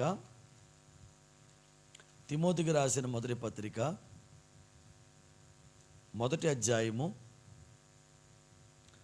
16వ వచనం. అయినను నిత్య జీవము నిమిత్తము తనను విశ్వసింపబో వారికి నేను మాదిరిగా ఉండులాగున యేసుక్రీస్తు తన పూర్ణమైన దీర్ఘశాంతమును, అండర్లైన్ చేయండి, ప్రధాన పాపిని. ఇంకా బైబిల్ మూసేయండి, ముగింపు ప్రార్థన. 68 అని రాసుకుంటారా పక్కన? 66 అని రాసుకోండి. ఇలా చూడండి. ఇప్పుడు సింపుల్గా 58లో ఏం చెప్పాడు చెప్పనండి? అపోస్తులందరిలో నేను ఎవరిని తక్కువ వాడిని. 61లో ఏం చెప్పాడు? పరిశుద్ధులందరిలో అత్యల్పుణ్ణి. 66లో ఏం చెప్పాడో తెలుసా? ప్రధాన పాపిని. అసలు దాన్ని ఇప్పుడు వివరిస్తే చాలా టైం పడుతుంది, కానీ ఒక మాటలో చెప్పేస్తున్నాను. అందుకే పౌలు గారు చనిపోయే ముందుకు వచ్చేసరికి ఆయన చెప్తున్న మాట, నేను ప్రధాన పాపిని. ఎంత తగ్గించుకోండి పౌలు గారు.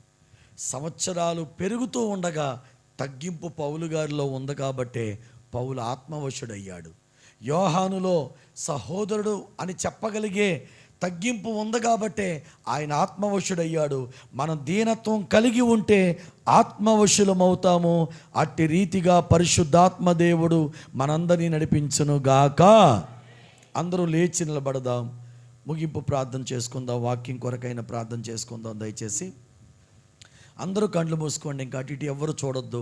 అందరూ కళ్ళు మూసుకొని ఒక్కసారి ప్రార్థన చేద్దాం. దేవా, నేను నీ వశములో ఉండాలయ్యా, నన్ను నీ వశములోనికి నడిపించండి నాయన. అందరం కూడా హృదయం తెరిచి మనస్సు తెరిచి మనందరం కలిసి ప్రార్థన చేద్దామండి. రాత్రికాల సమయంలో ప్రియులారా, అందరం ఒక 2 నిమిషాలు మాత్రమే నేను ప్రార్థన చేయిస్తాను. 2 నిమిషాలు నేను ప్రార్థన చేస్తాను అందరి చేత. అందరూ కలిసి సమయంలో ప్రార్థన చేసుకుందాం. ప్రభువా తండ్రి, నీ వశములోనికి నేను రావాలి నాయన. ప్రారంభంలో మనం విన్నాం కదండి, విడుదల కావాలా ప్రార్థన చేయండి. సమయంలో విడుదల కావాలా ప్రార్థన చేయండి. విడుదల కావాలా ప్రార్థన చేయండి.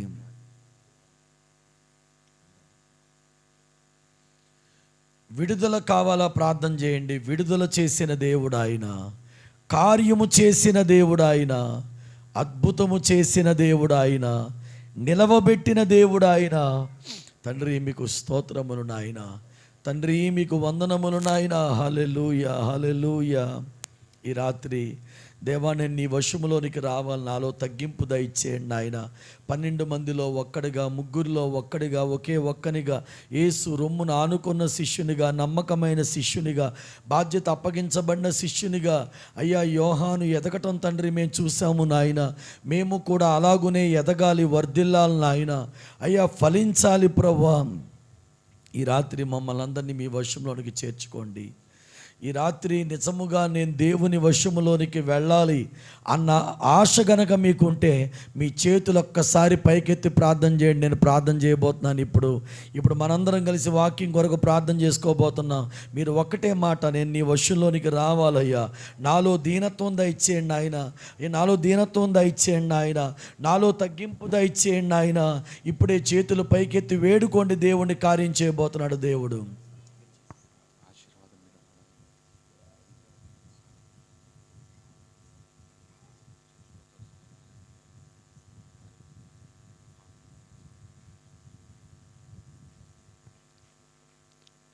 ఇంతవరకు దేవుడు మనతో మాట్లాడారు కనుక ప్రభువా, ఈ యొక్క సమయంలో ఒక చిన్న తీర్మానాన్ని తీసుకుందాం.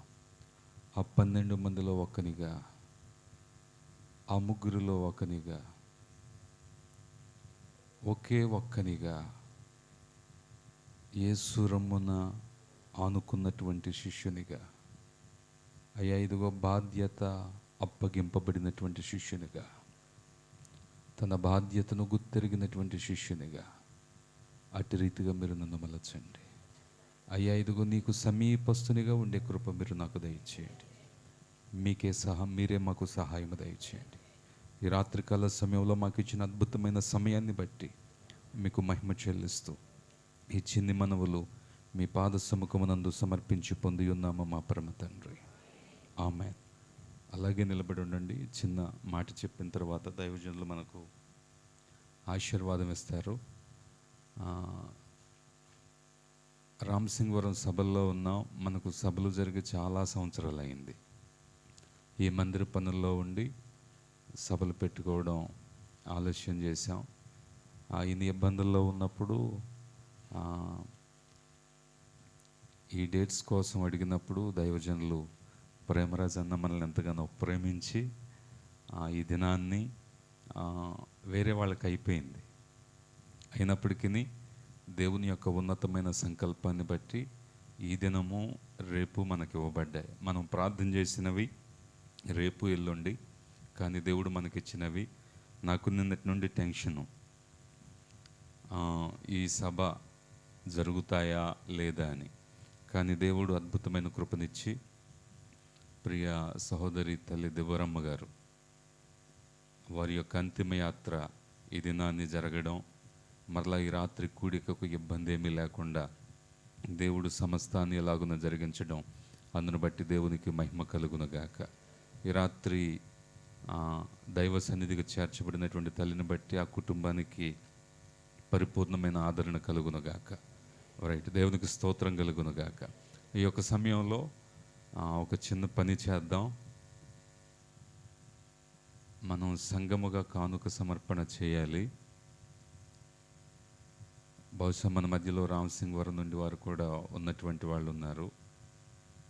బహుశా కనుక ఈ యొక్క సమయంలో ఒక చిన్న రిక్వెస్ట్ ఏంటంటే, సిద్ధపడి ఉన్నవారు మాత్రం కానుక సమర్పించండి. ఒకవేళ సిద్ధపడి రాకపోతే ఏ విధమైనటువంటి అభ్యంతరం ఏమీ లేదు. విషయాన్ని గమనించండి.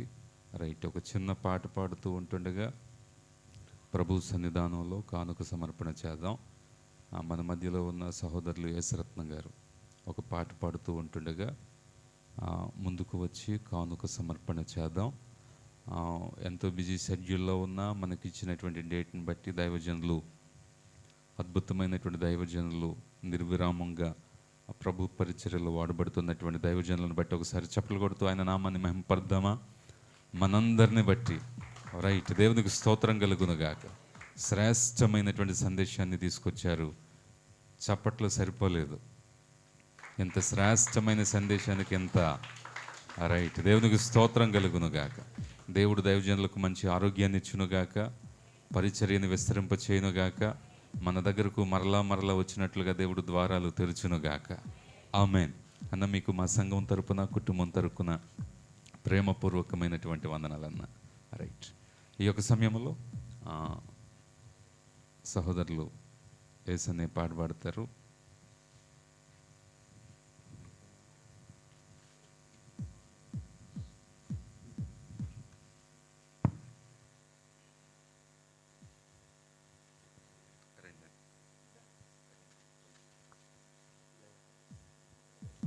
హల్లెలూయా, హల్లెలూయా. సుకుమారుడా, సంపన్నుడా,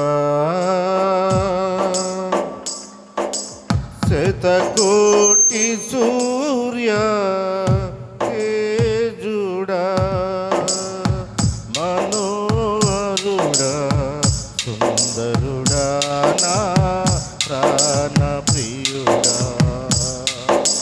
సుకుమారుడా, సంపన్నుడా, శతకోటి సూర్య తేజుడా, మనోహరుడా, సుందరుడా, నా ప్రాణ ప్రియుడా.